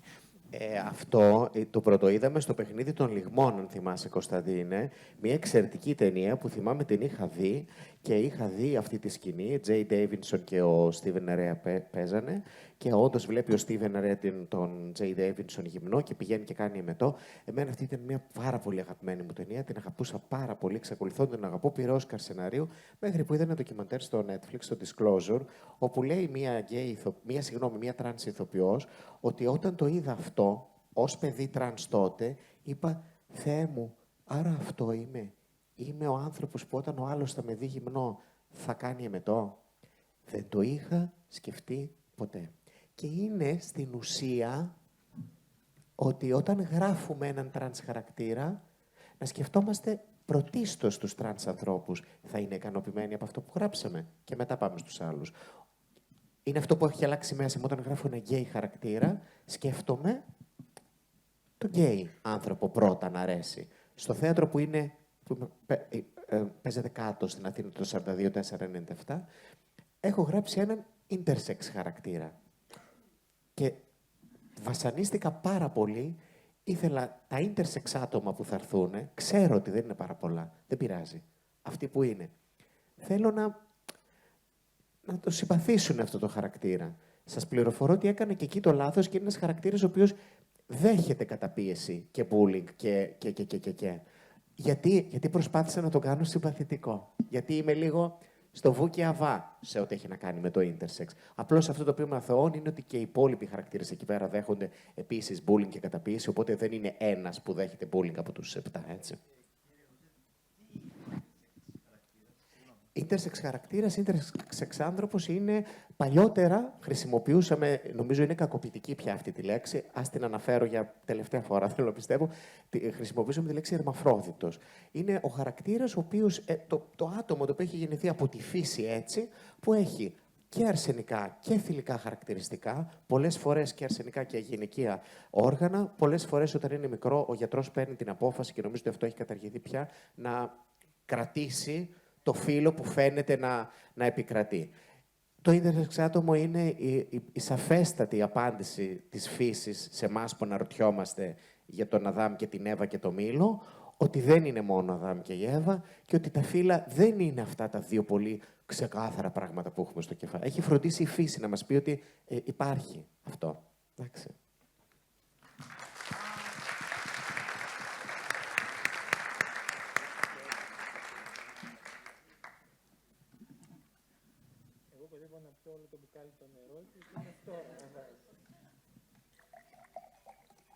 Η μάνα μου θα είναι.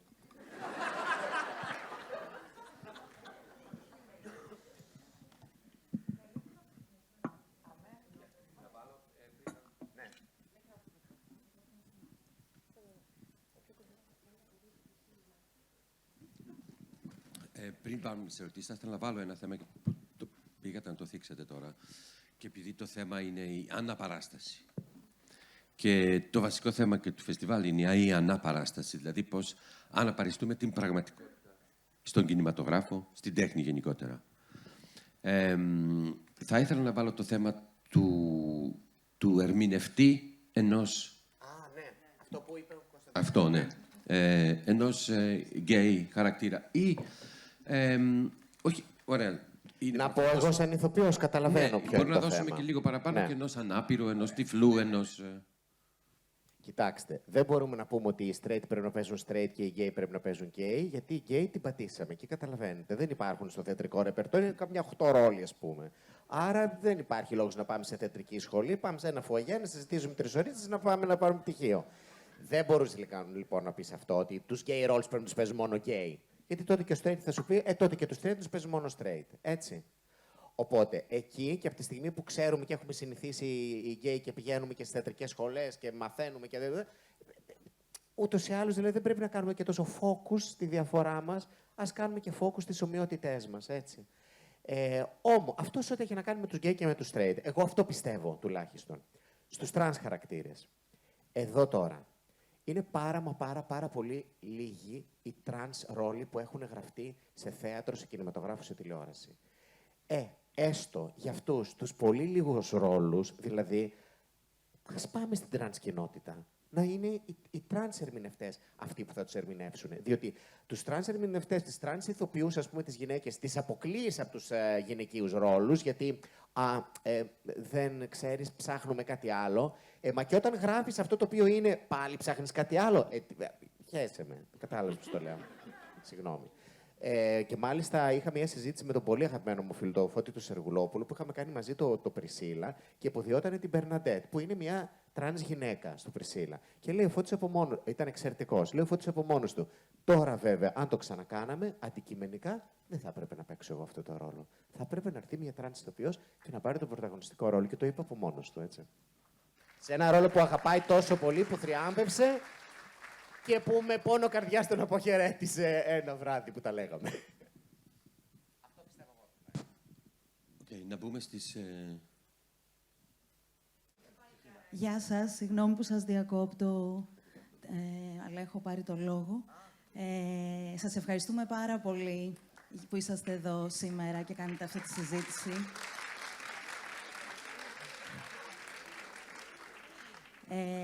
Κύριε Πιμπίλα, σας ευχαριστώ επίσης για τη στάση σας για τις γυναίκες, όχι μόνο για τους γκέι, με το θεσμικό σας ρόλο, παρόλο που σας τύχησε. Ήθελα να σας ρωτήσω κάτι. Και κοινωνικά, αλλά και στην αποτύπωση, στην τηλεόραση, στο σινεμά, η κωμωδία έχει μια γκρι περιοχή.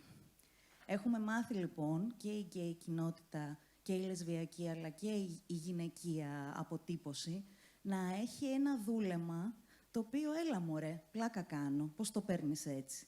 Δηλαδή, κανείς δεν έχει την ευθύνη του τι λέει, Αλλά όλοι έχουμε την ευθύνη να μην παρεξηγηθούμε όταν το ακούμε, γιατί τότε δεν είμαστε πάρα πολύ cool. Πόσο δύσκολο είναι να γράψεις κάτι, γιατί πιστεύω ότι το κοινό εκπαιδεύεται, που να πάψει αυτή τη γλώσσα μίσους, η οποία υπάρχει και στην κωμωδία. Τέθηκε στην αμερικανική κωμωδία και βγήκε πολύ σωστά ο Τζατ Άπανταου και ο Μαρκ Μάρον όταν είπαν άλλοι κωμικοί, παιδιά, όχι political correctness άλλο, θα ξεχάσουμε και πώς γελάμε. Και είπε, μάλλον δεν έχετε ταλέντο να γράψετε κωμωδία, γιατί δεν χρειάζεται να είσαστε σεξιστές ή ομοφοβικοί για να βγάλετε γέλιο. Πόσο μπορούμε λοιπόν να φύγουμε κι εμείς από αυτή τη φόρα που μας έχουν μάθει πώς γράφουμε ή πώς ακούμε και να κάνουμε κάτι βαθιά αστείο, χωρίς να προσβάλλει κανένα συνάνθρωπό μας. Νομίζω ότι απάντησες, Πόλη. Αν είσαι ταλαντούχος, μπορείς να το κάνεις. Είναι αυτό που είπαν οι Αμερικάνοι. Εμένα η πολιτική ορθότητα δεν με δυσκόλεψε πάρα πολύ. Έχω αναγνωρίσει τα λάθη που έχω κάνει στο παρελθόν. Τα είδα πρώτος. Όχι πρώτος, κάποιος μου είπε, βλάκα, έκανες αυτό. Ναι, και από εκεί και πέρα δεν δυσκολεύομαι για τα αστεία που γράφω. Όταν κάτι είναι γκρι, το σκέφτομαι, θα ρωτήσω κάποιον, θα αυτό. Έχω ανθρώπους δηλαδή να συμβουλευτώ. Η Κατερίνα, ας πούμε, είναι. Εκεί βαράνε το πρώτο τηλέφωνο. Δηλαδή, έχω ανθρώπους και τα σβήνω αν υπάρχει κάτι γκρίζο. Γιατί είναι όμως η έννοια μου το να μην στεναχωρήσω κάποιον. Θέλω να γελάσουν 100, αλλά δεν θέλω να υπάρχουν και 10 που θα στεναχωρηθούν. Εντάξει. Ας γελάσουν 30 και οι 10 από δίπλα, 40 σύνολο και με μια χαρά.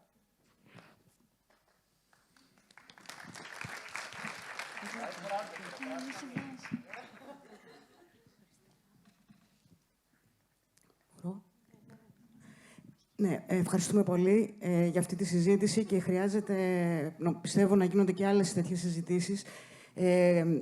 Αρθρογραφώ στο περιοδικό και την ιστοσελίδα Antivirus και άρα ήθελα να πω δύο λόγια και από τη μεριά της ΛΟΑΤΚΙ κοινότητας και μια ερώτηση στο τέλος. Ένα είναι ότι σαν συντακτική ομάδα έχουμε ένα θέμα ότι ψάχνουμε να βρούμε, θέλουμε να προβάλλουμε καλές πρακτικές στον χώρο του θεάματος, άρα σε αυτό περιλαμβάνεται και η ελληνική τηλεόραση και ο ελληνικός κινηματογράφος, αλλά ψάχνουμε με δυσκολία. Πιο πολύ έρχονται αρνητικά παραδείγματα και άρα αυτό που βλέπω όμως και σε κόσμο ο οποίος έχει πλαισιώσει την συντακτική ομάδα και είναι νέοι άνθρωποι, στην προσωπική του ζωή έχουν γίνει βήματα. Δηλαδή η κοινωνία έχει προχωρήσει. Βλέπω αυτοί οι άνθρωποι δεν έχουν τις φοβίες που είχαμε μια προηγούμενη γενιά. Στο θέαμα υπάρχει ένα gap. Δηλαδή νομίζω ότι η ζωή προχωράει περισσότερο και το θέαμα έχει ένα gap. Και άρα και εμείς αναγκαζόμαστε είτε να κάνουμε κριτική, είτε να ψάχνουμε το Netflix και το Disclosure, τι γράφει το Advocate κτλ. Το ερώτημά μου τώρα, γιατί έχουμε και ανθρώπους που παράγουν, πώς μπορεί να αλλάξει αυτή η κατάσταση. Και σε αυτό το σημείο, εγώ δεν θα συμφωνήσω ότι πρέπει να δείξουμε έναν νευροχειρούργο ΛΟΑΤΚΙ. Δηλαδή, ο Κούτρας δείχνει έναν, στην τελευταία του ταινία που δεν έχει ΛΟΑΤΚΙ θέμα, δείχνει έναν Κυπουρό που είναι Αλβανός. Και Αλβανός και πούστης. Και βουνό και θάλασσα. Ή που είναι pansexual. Και άρα, ήθελα επομένως να μεταφέρω αυτό πώς μπορούμε να βάλουμε την ΛΟΑΤΚΙ κοινότητα η οποία θέλει να βλέπει και τον εαυτό της. Δεν χρειάζεται να τον βλέπει πρώτο κάδρο, αλλά να τον βλέπει σαν έναν άνθρωπο που μπορεί να καλέσει τον άλλο στο σπίτι του. Και ας μην είναι το νούμερο 1 γραμμένη μόνο για αυτήν η ταινία. Ο Ζων το έκανε σε ταινίες. Μπορεί να μην είχαν ΛΟΑΤΚΙ περιεχόμενο, αλλά υπήρχαν θετικοί, πραγματικοί, αληθινοί άνθρωποι που εμφανίζονταν. Άρα το ερώτημά μας, το ερώτημα που υπάρχει μέσα στην ΛΟΑΤΚΙ κοινότητα είναι πώς μπορεί να αλλάξει αυτή η κατάσταση, πώς μπορεί να μπει στο κάδρο όχι με αρνητικό τρόπο η ΛΟΑΤΚΙ κοινότητα.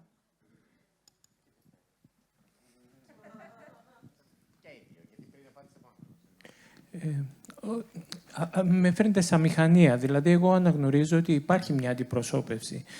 Τώρα, αν κάποιος κάνει την αναδρομή στην ελληνική τηλεόραση και στον ελληνικό κινηματογράφο, θα δει σίγουρα πολλούς χαρακτήρες που θα τους εντάσσαμε ετεροχρονισμένα σε αυτή την ομάδα των ατόμων. Το γεγονός ότι τώρα την τελευταία πενταετία, δεκαετία πολλαπλασιάζονται τα σύριαλ ή οι ταινίες που υπάρχει έστω και κάποιος δευτερεύον χαρακτήρα σε μία υποπλοκή, εμένα με ευχαριστεί. Γιατί ακριβώς είναι ότι υπάρχει ορατότητα. Στο παρελθόν το πρόβλημα ήταν ή εμπεγμός ή μη ορατότητα. Αν τώρα ψάχνουμε να βρούμε κάτι το οποίο θα πάρει χαρακτήρα προτύπου ή χαρακτήρα που αυτός που θα διαβάσει το άρθρο στο antivirus θα μπορέσει να έχει τις θετικές εικόνες, τις επιβεβαιώσεις, έχει να κάνει με την πρόσληψη του καθενός. Ορισμένες φορές εμείς είμαστε πολύ πιο προσεκτικοί όταν βρισκόμαστε στη θέση αυτού που θα προβεί στη διάχυση ενός προϊόντος. Εκεί νομίζω έγκυται. Δηλαδή, ποιος είναι ο μηχανισμός κοινοποίησης, γνωστοποίησης, έμφασης. Υπήρχε, ας πούμε, εκείνο το περιβόητο σύριαλ, το «Κλείσε μου τα μάτια», που ουσιαστικά ασχολούνταν με εκείνο το φιλί, που ήταν ένα τίποτα, ένα κλάσμα δευτερολέπτου. Κλείσε τα μάτια. Κλείσε μου τα μάτια σημαίνει άλλο πράγμα. Εκείνη την περίοδο πεζόταν μια εξαιρετική βρετανική ταινία με αυτό, που είχε να κάνει με την αιμομιξία δύο αδελφιών, γυναίκα-άνδρας. Λοιπόν, το ζήτημα είναι ότι αυτή όλη η πληροφόρηση, παραπληροφόρηση, το να λέει ο καθένας τη γνώμη του, να αναπαράγονται μέσα από τη φρασιολογία της επιθετικότητας και του μίσους πράγματα, νομίζω ότι είναι αμφίθυμο, αμφίροπο. Απ' την άλλη πλευρά, την ίδια περίοδο προβάλλονταν ανάλογο σύριαλ που είχε πολύ πιο τολμηρές σκηνές και μάλιστα θα έλεγα ότι συνέδεε και τη θρησκεία. Ο γκέι χαρακτήρας ήταν ένα θρησκευόμενο άτομο, με το χώρο της οικογένειας, με έναν, αν θέλετε, πολύ πιο ρεαλιστικό τρόπο, που είχε τις αφετηρίες βέβαια στο μυθιστόρημα του Βασιλικού, από το οποίο διασκεύαζε. Και δεν το πήρε κανείς είδηση. Γιατί κάνουμε κι εμείς τις προεπιλογές μας. Είμαστε λιγότερο λαγωνικά από ό,τι χρειάζεται.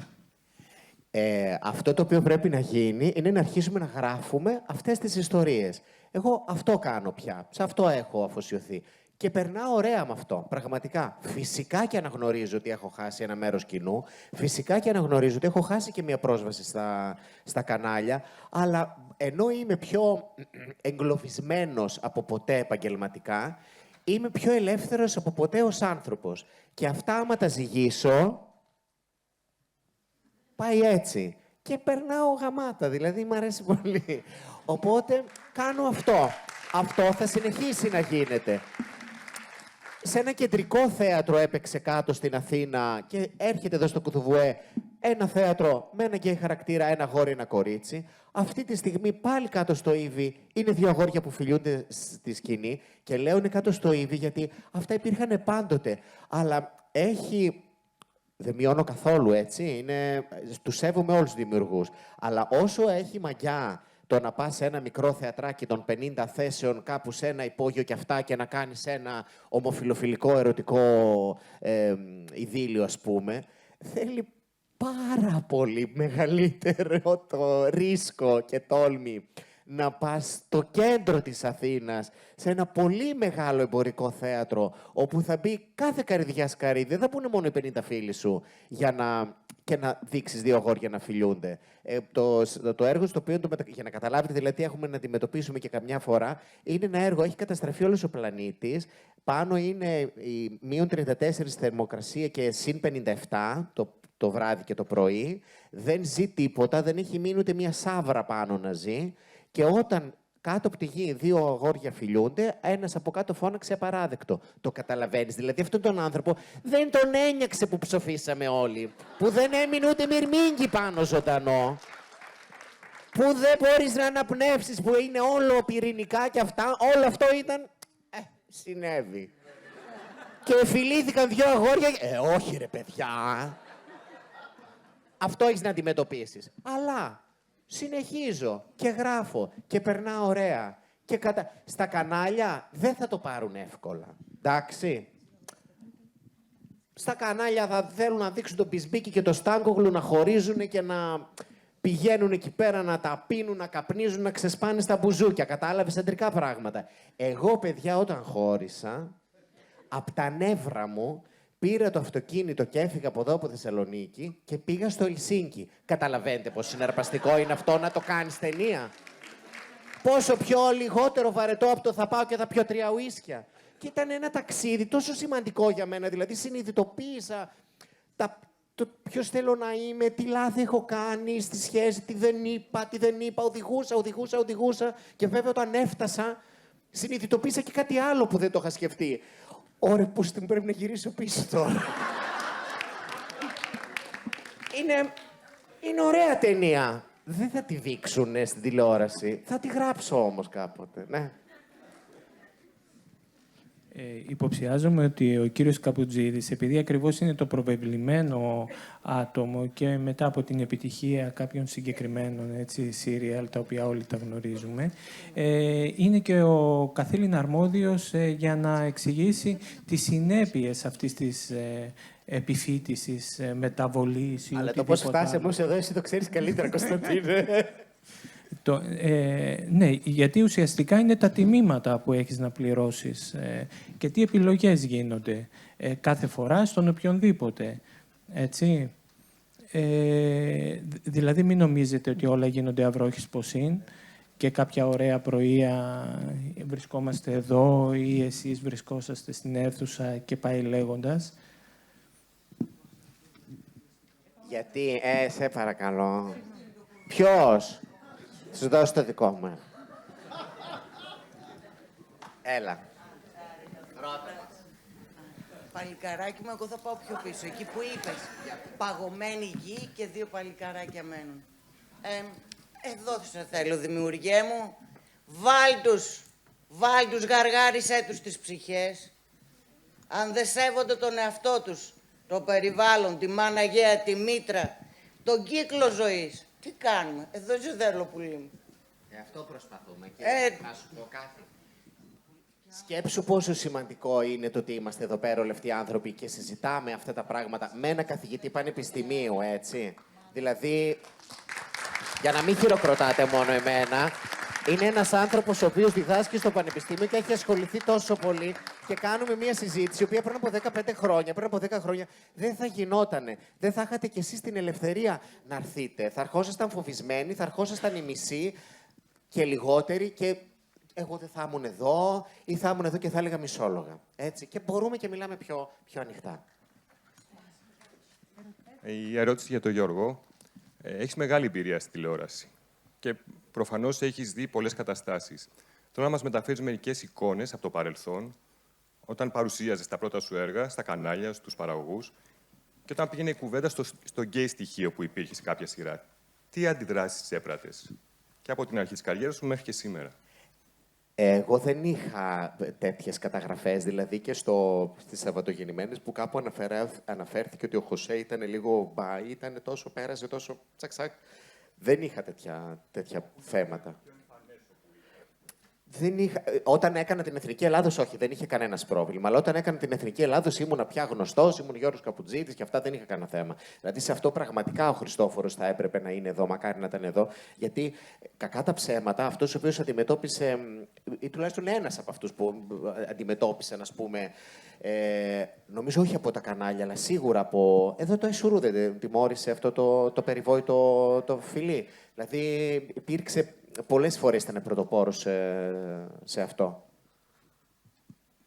Εγώ δεν είχα, να πω την αλήθεια. Δηλαδή, όταν έκανα Εθνική Ελλάδος, όχι. Όταν έκανα τις αίρες. Όταν έκανα τις αίρες, ήμουν απολύτως σίγουρος ότι αυτή η σειρά δεν έχει τύχει στην ελεύθερη τηλεόραση. Ακόμα και αν την έπαιρνε ένα κανάλι, θα ήταν μια σειρά η οποία θα κατέληγε σε ένα 12, 13, 14%. Και θα ήταν μια τόσο ωραία σειρά και τόσο αληθινή και τόσο μέσα από την καρδιά μου, η πιο ειλικρινής μου σειρά και θα βολόδερνε. Γιατί ο κόσμος θα αρνιότανε να το δει. Πολλοί κόσμος. Αυτοί οι οποίοι μπορούν να δουν τον ξυλοδαρμό, αλλά δεν μπορούν να δουν το γκέι φιλί. Είχαμε εκεί από γκέι φιλιά μπόλικα. Οπότε δεν πήγα καν. Πήγα στην πλατφόρμα και είχα την ησυχία μου. Κάτι που είναι και ερώτηση και για συζήτηση. Αυτό που λέμε ο γκέι να παίζει το γκέι και ο straight το straight και η τρανς το τρανς.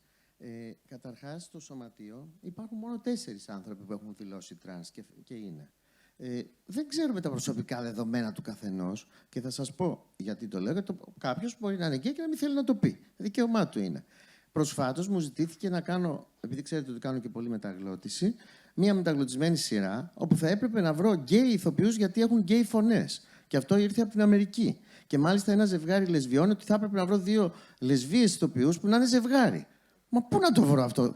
Δεν ξέρω καν αν υπάρχει. Ξέρω μία που υπάρχει.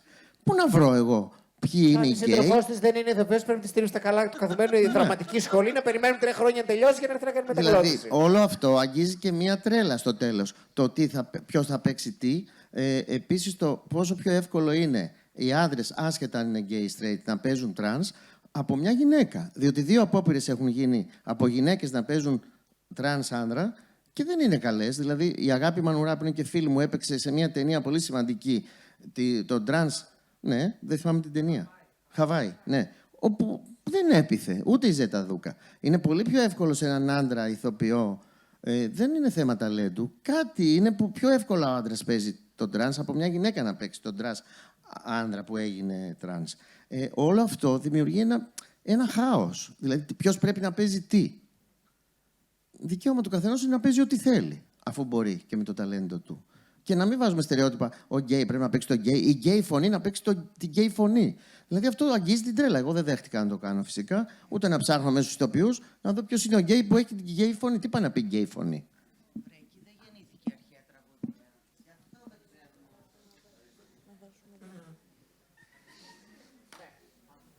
Και εγώ με τη σειρά μου να σας ευχαριστήσω. Και μιας και τέθηκε έτσι αυτό το ζήτημα της αναπαράστασης του γκέι χαρακτήρα από έναν γκέι ηθοποιό, να πάμε λίγο στο ζήτημα του δημιουργού. Ειδικά μετά την ταινία του και κάτω, τη μικρού μήκους πήγε στις Κάνες, άνοιξε το ζήτημα του κατά πόσο straight δημιουργοί μπορούν να κάνουν queer ταινίες.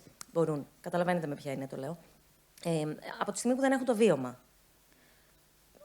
Και κύριε Καποτζίδη, μας μιλήσατε πολύ για το βίωμα του γκέι δημιουργού ως προς το γράψιμο ενός γκέι χαρακτήρα. Οπότε θα ήθελα τη γνώμη σας πάνω σε αυτό. Πώς ένας straight δημιουργός έχει την ελευθερία, ας πούμε, χωρίς το βίωμα να γράψει.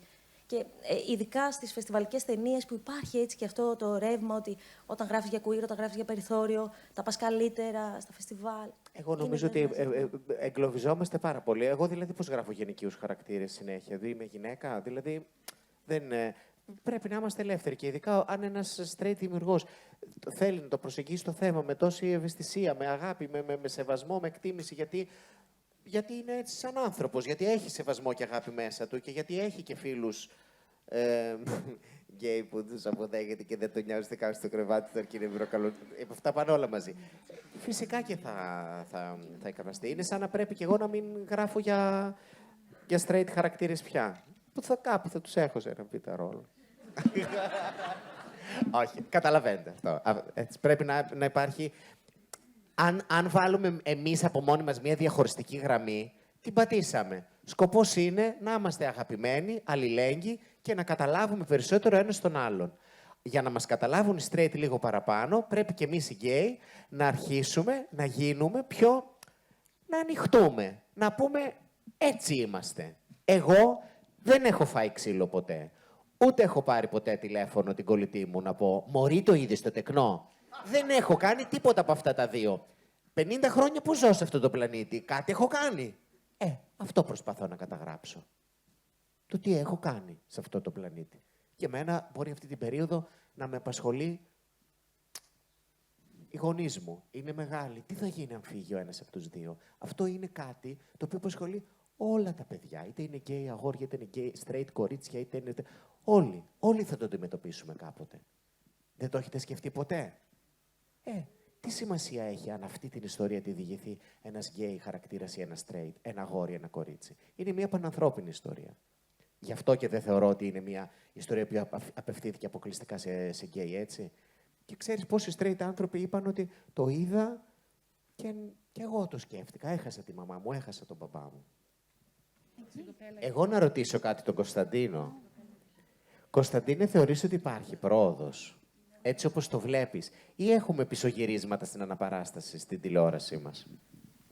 Παγίδα είναι η ερώτηση και επίτηδες μου κάνει την πιο δύσκολη ερώτηση για να με εκθέσει.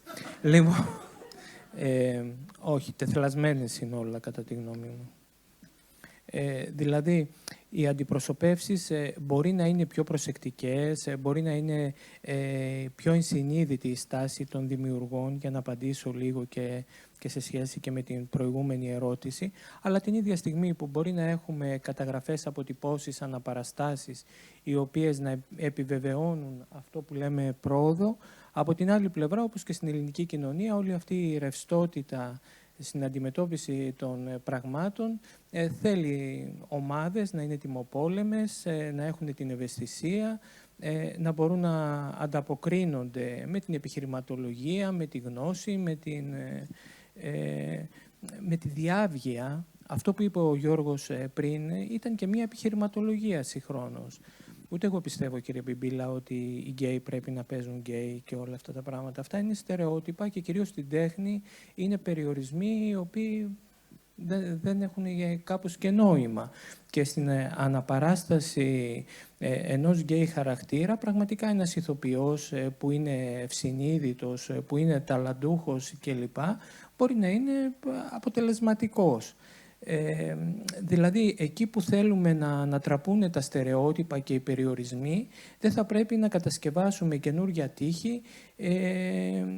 Αυτή η ρευστότητα, δηλαδή, της ανθρώπινης κατάστασης, αυτό που σημαίνει και το queer, έτσι, συστεγάζει πολλές κατηγορίες ανθρώπων, αλλά κυρίως είναι ένα βλέμμα αποδόμησης των βεβαιοτήτων και των ταυτοτήτων. Υπό αυτή την έννοια, ναι, αλλού έχουμε πρόοδο, αλλά είναι και αλλού όχι. Είναι αυτή η τεθλασμένη που υπάρχει και στη ζωή μας, στην καθημερινότητά μας.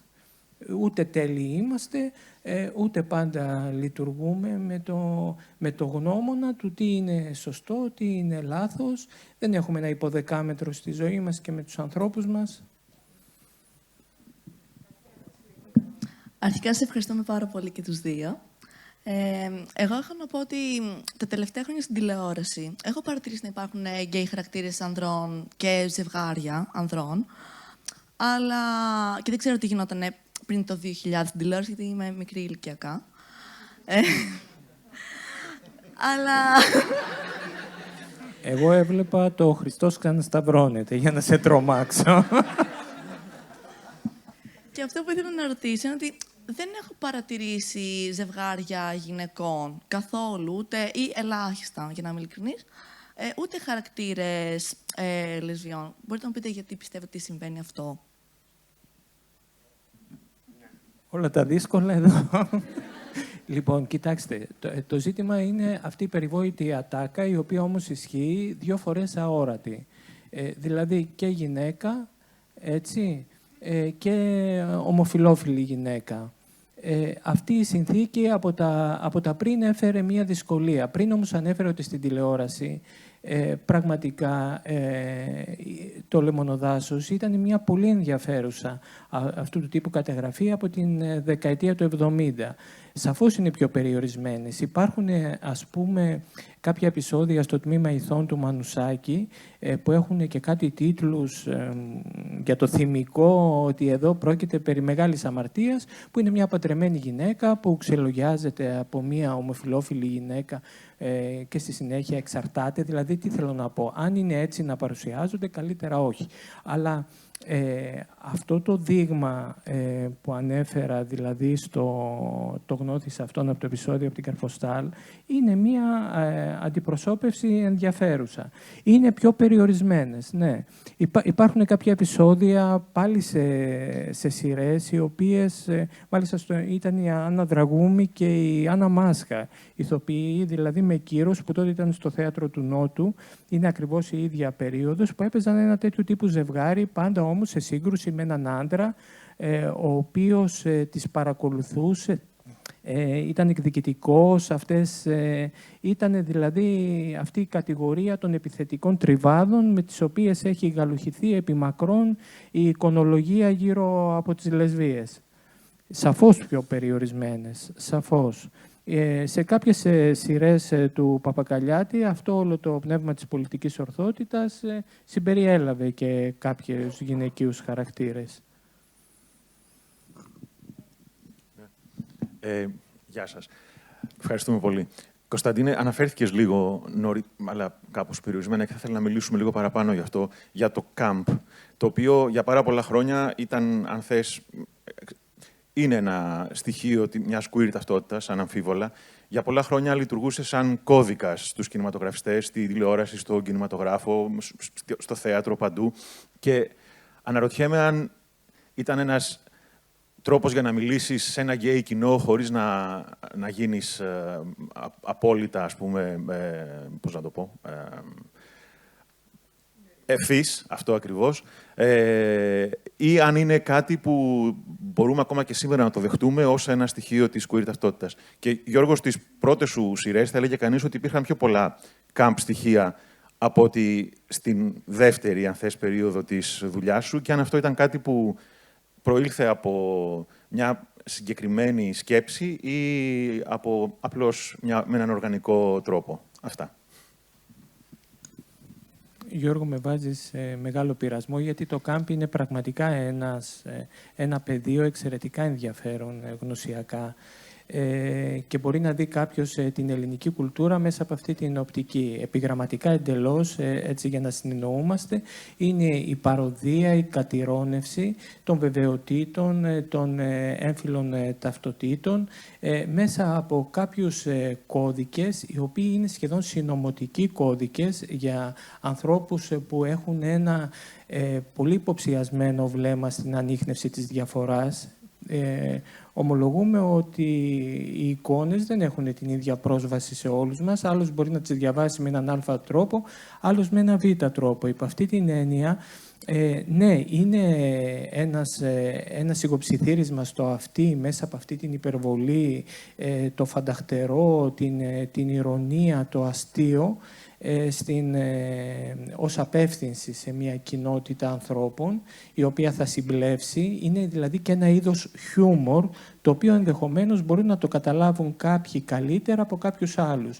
Λοιπόν, οι μοιημένοι ενδεχομένως πολύ περισσότερο. Δηλαδή, αν δεν είναι κάμπ η ρόλη της Κατιάνας Μπαλανίκα στη Ντόλτσε Βίτα και της Άννας Παναγιωτοπούλου, τότε τι είναι κάμπ? Κι όμως αυτό το οικειοποιήθηκε όλο το ελληνικό τηλεοπτικό κοινό, όπως ενδεχομένως και στις Σαββατογεννημένες, που είναι πολύ έντονο το φορτίο αυτής όλης της κατάστασης. Ή στους δύο ξένους, η ρόλη της Μαρκορά, ή ακόμα και ο ρόλος της Καμπογιάννη στην Ντόλτσε Βίτα. Ένα υποψιασμένο κοινό καταλαβαίνει αυτή την ποιότητα ενδεχομένως του χιούμορ και της έκφρασης του κωμικού. Που τι κάνει, υπονομεύει. Θυμάστε την Ντόλτσε Βίτα, θυμάστε πως ήταν το σαλόνι της Μπαλανίκα, που είχε το τεκνό στο βάθος, που ήταν ένας ζωγραφικός πίνακας, και η συγκεκριμένη μιλούσε για κάποια στοιχεία, τα οποία ενδεχομένως κάποιος ανυποψίαστος μπορεί να μην τα καταλάβαινε. Άλλος τα αντιλαμβανόταν σαν ένα είδος χιούμορ που απευθύνεται εντονότερα σε αυτό. Από την άλλη πλευρά, βέβαια, υπάρχει αυτό που λέμε υψηλό κάμπ. Δηλαδή, αυτό το κάμπ που κάνει ο Πάνος ο Κούτρας έχει άλλου τύπου χαρακτηριστικά. Γιατί το κάμπ ενδεχομένως μπορεί να προκύψει αθέλητα από κακοτεχνία ή μπορεί να είναι εσκεμμένο προγραμματικό ως μια αισθητική πρόταση, έτσι όπως την περιέγραψα πριν. Σταματώ εδώ να πει ο Γιώργος. Γιώργο, με ρώτησες για το... Παλαιότερα είχα κάνει στοιχεία, μετά όχι, και τι άλλο? Αν αυτό προέκυψε οργανικά... Ναι. Κοίταξε. Αν από τα νεύρα σου πάρεις το αμάξι από τη Θεσσαλονίκη και πας στο Ελσίνκι, επειδή κάποιος σε χώρισε, καταλαβαίνεις ότι μετά αλλάζουν πολλά πράγματα μέσα σου. Δηλαδή, κοίταξε, νομίζω ότι μεγάλωσα. Ένα είναι αυτό. Δύο είναι ότι πέρασα μια πάρα πολύ δύσκολη περίοδο στην τηλεόραση.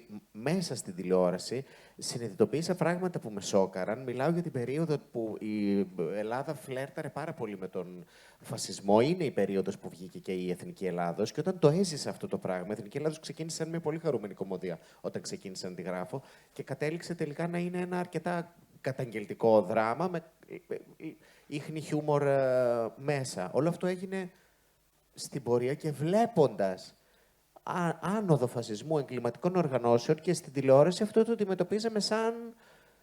Δείχναμε, αχ, βγήκε με την κοπέλα του, πήγε εκεί, ωραίο σώμα είναι. Και είχε μια σβάστηκα ο άνθρωπος εδώ. Και έπαιζε κανονικότατα αυτό στην τηλεόραση. Σοκαρίστηκα από αυτό. Και αισθάνθηκα ότι κάτι πρέπει να πω, κάτι πρέπει να κάνω. Δεν είχα όρεξη πια ούτε για κάμπ, ούτε και τόσο πολύ για να σας κάνω να γελάσετε, να σας πω την αλήθεια. Ήθελα λίγο να σας βάλω να σκεφτείτε. Και έτσι προέκυψε αυτή η σειρά.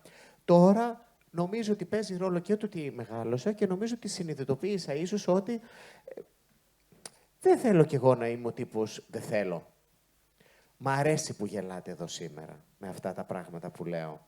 Αλλά ειλικρινά δεν το κάνω για να με συμπαθήσετε. Βγαίνει από την καρδιά μου πια. Έχω εγώ καλή διάθεση και το κάνω. Το κάνω για μένα και αυτό χτυπάει και σε εσάς. Έρχεται και σε εσάς. Και αυτό είναι πολύ ευχάριστο. Είναι μια δικιά μου απελευθέρωση. Παλιότερα θα γινόμουν λίγο πιο κάμπ, θα ανέτρεχα σε κάμπ αστεία, θα ετοίμαζα πραγματάκια για να γελάσετε, για να με συμπαθήσετε.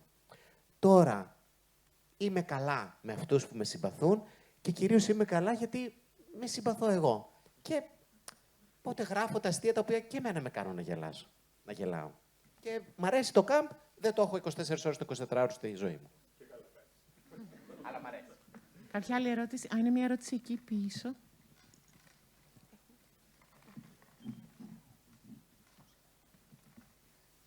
Γεια σας και ευχαριστούμε πολύ για αυτή την πολύ ωραία συζήτηση.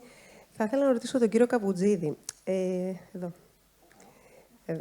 Πίσω δεξιά.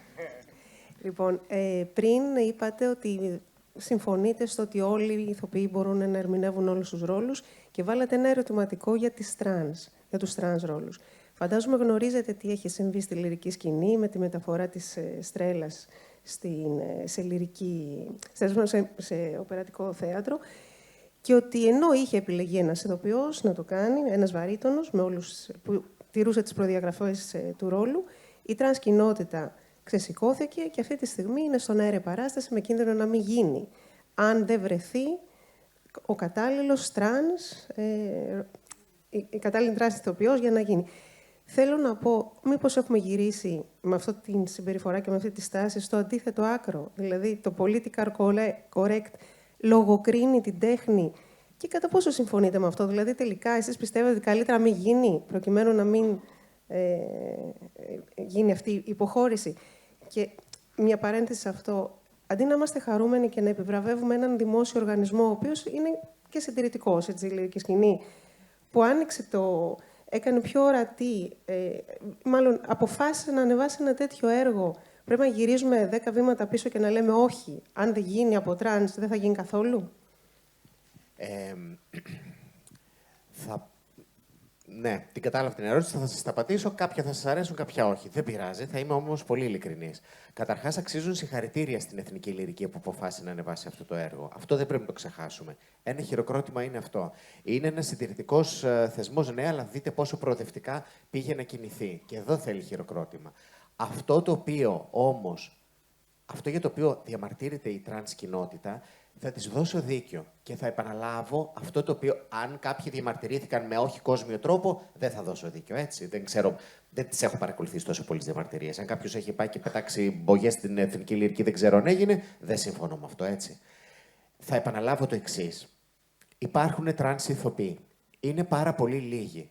Έχουν αντιμετωπίζουν μια τρομερή δυσκολία να παίξουν οποιοδήποτε ρόλο. Μια τρανς γυναίκα δεν θα είναι επιλογή για να παίξει ένα γυναικείο ρόλο. Και αυτό είναι άσχημο, είναι άδικο. Δεν έχει σημασία φαίνεσαι, δεν φαίνεσαι, είσαι ψηλή, είσαι... Τι είναι αυτά τα πράγματα?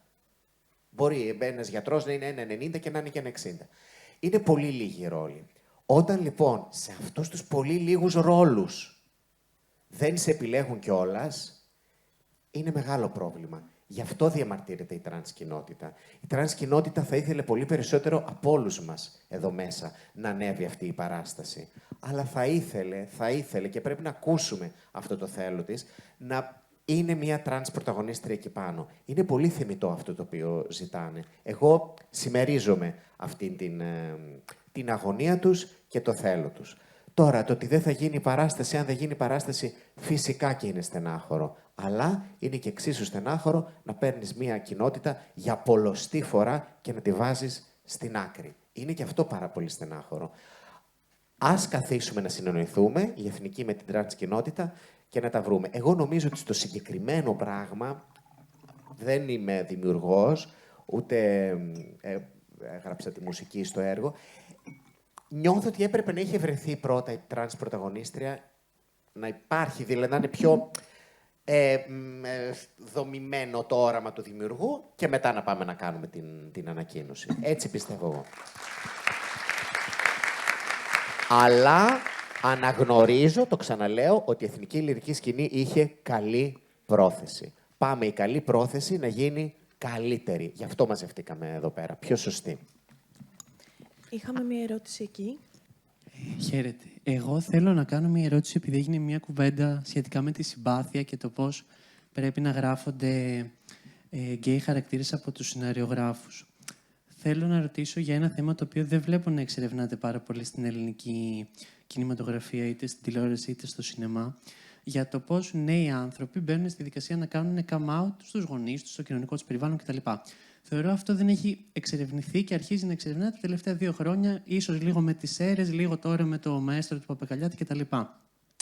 Εγώ αυτό που θέλω να ρωτήσω είναι ότι προερχόμενος από μια αμερικανικού τύπου κουλτούρα, όπου βλέπουμε συνεχώς νέα παιδιά να κάνουν come out και όλα ξαφνικά στο σπίτι τους να είναι ρόδινα, να έχουν γονείς που τα αγαπάνε, που τα δέχονται, που όλος ο κοινωνικός περίγυρος ξαφνικά αποφάσισε ότι από τη μια στιγμή στην άλλη θα αποφασίσει ότι ναι, το παιδί μου είναι γκέι και είμαι εντάξει με αυτό.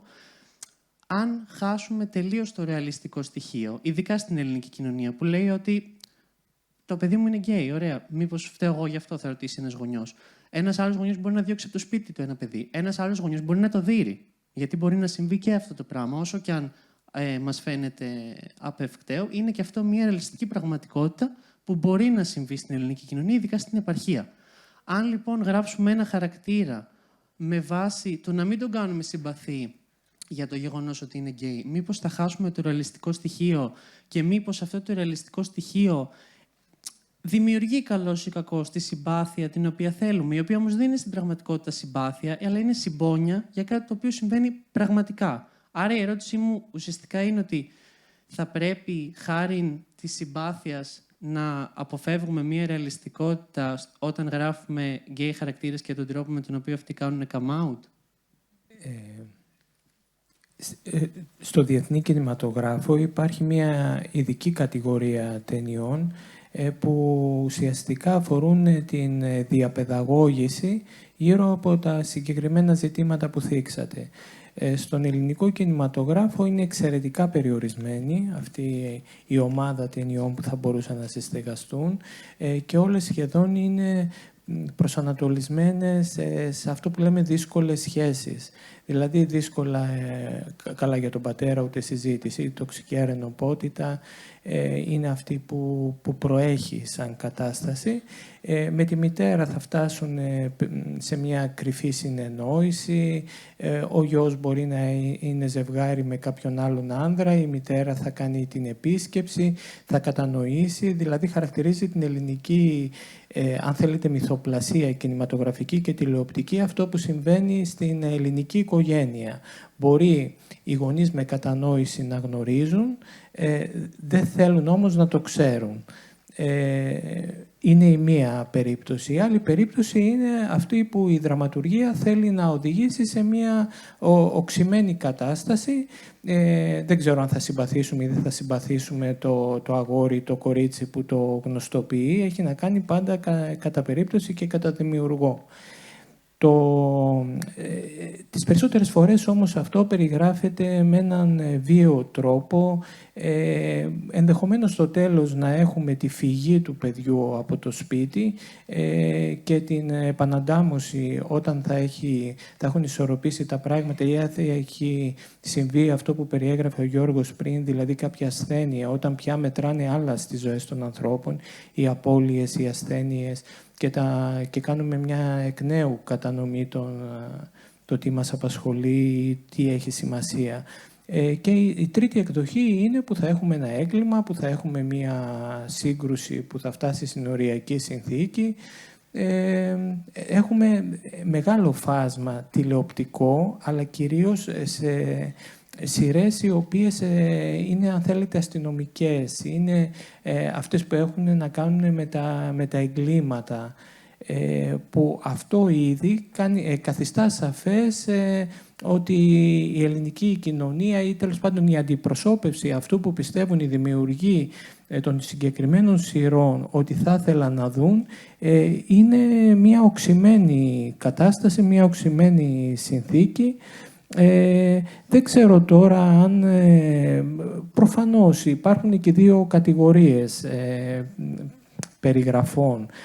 Αυτό όμως που κορυφώνεται, που δραματοποιείται, που το παιδί υποφέρει, η μητέρα προσπαθεί να σώσει, γίνεται και εκείνη θύμα μιας κακοποιητικής συμπεριφοράς, το συναντήσαμε και σε κωμωδίες. Ας πούμε, η δημοφιλής ταινία «Νήσος» του Χρήστου Δήμα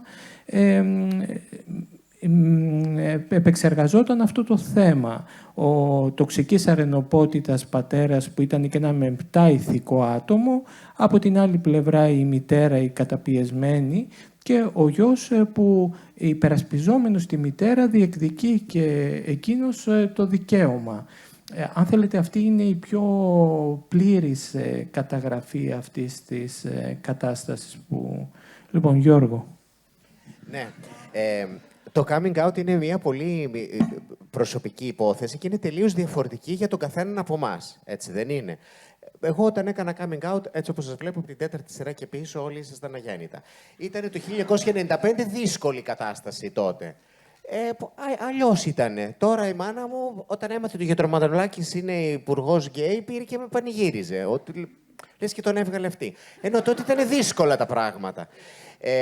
Λοιπόν, υπάρχουν όλα. Υπάρχει το coming out, το οποίο είναι πολύ στενάχωρο για τους γονείς και μπορεί να αντιδράσουν έτσι άσχημα. Και υπάρχει και το coming out που λες ότι τα έχω με τον τάδε και θα σου πει η μαμά σου, αχ, τον έχεις σε φωτογραφία, να τον δω. Γίνονται όλα.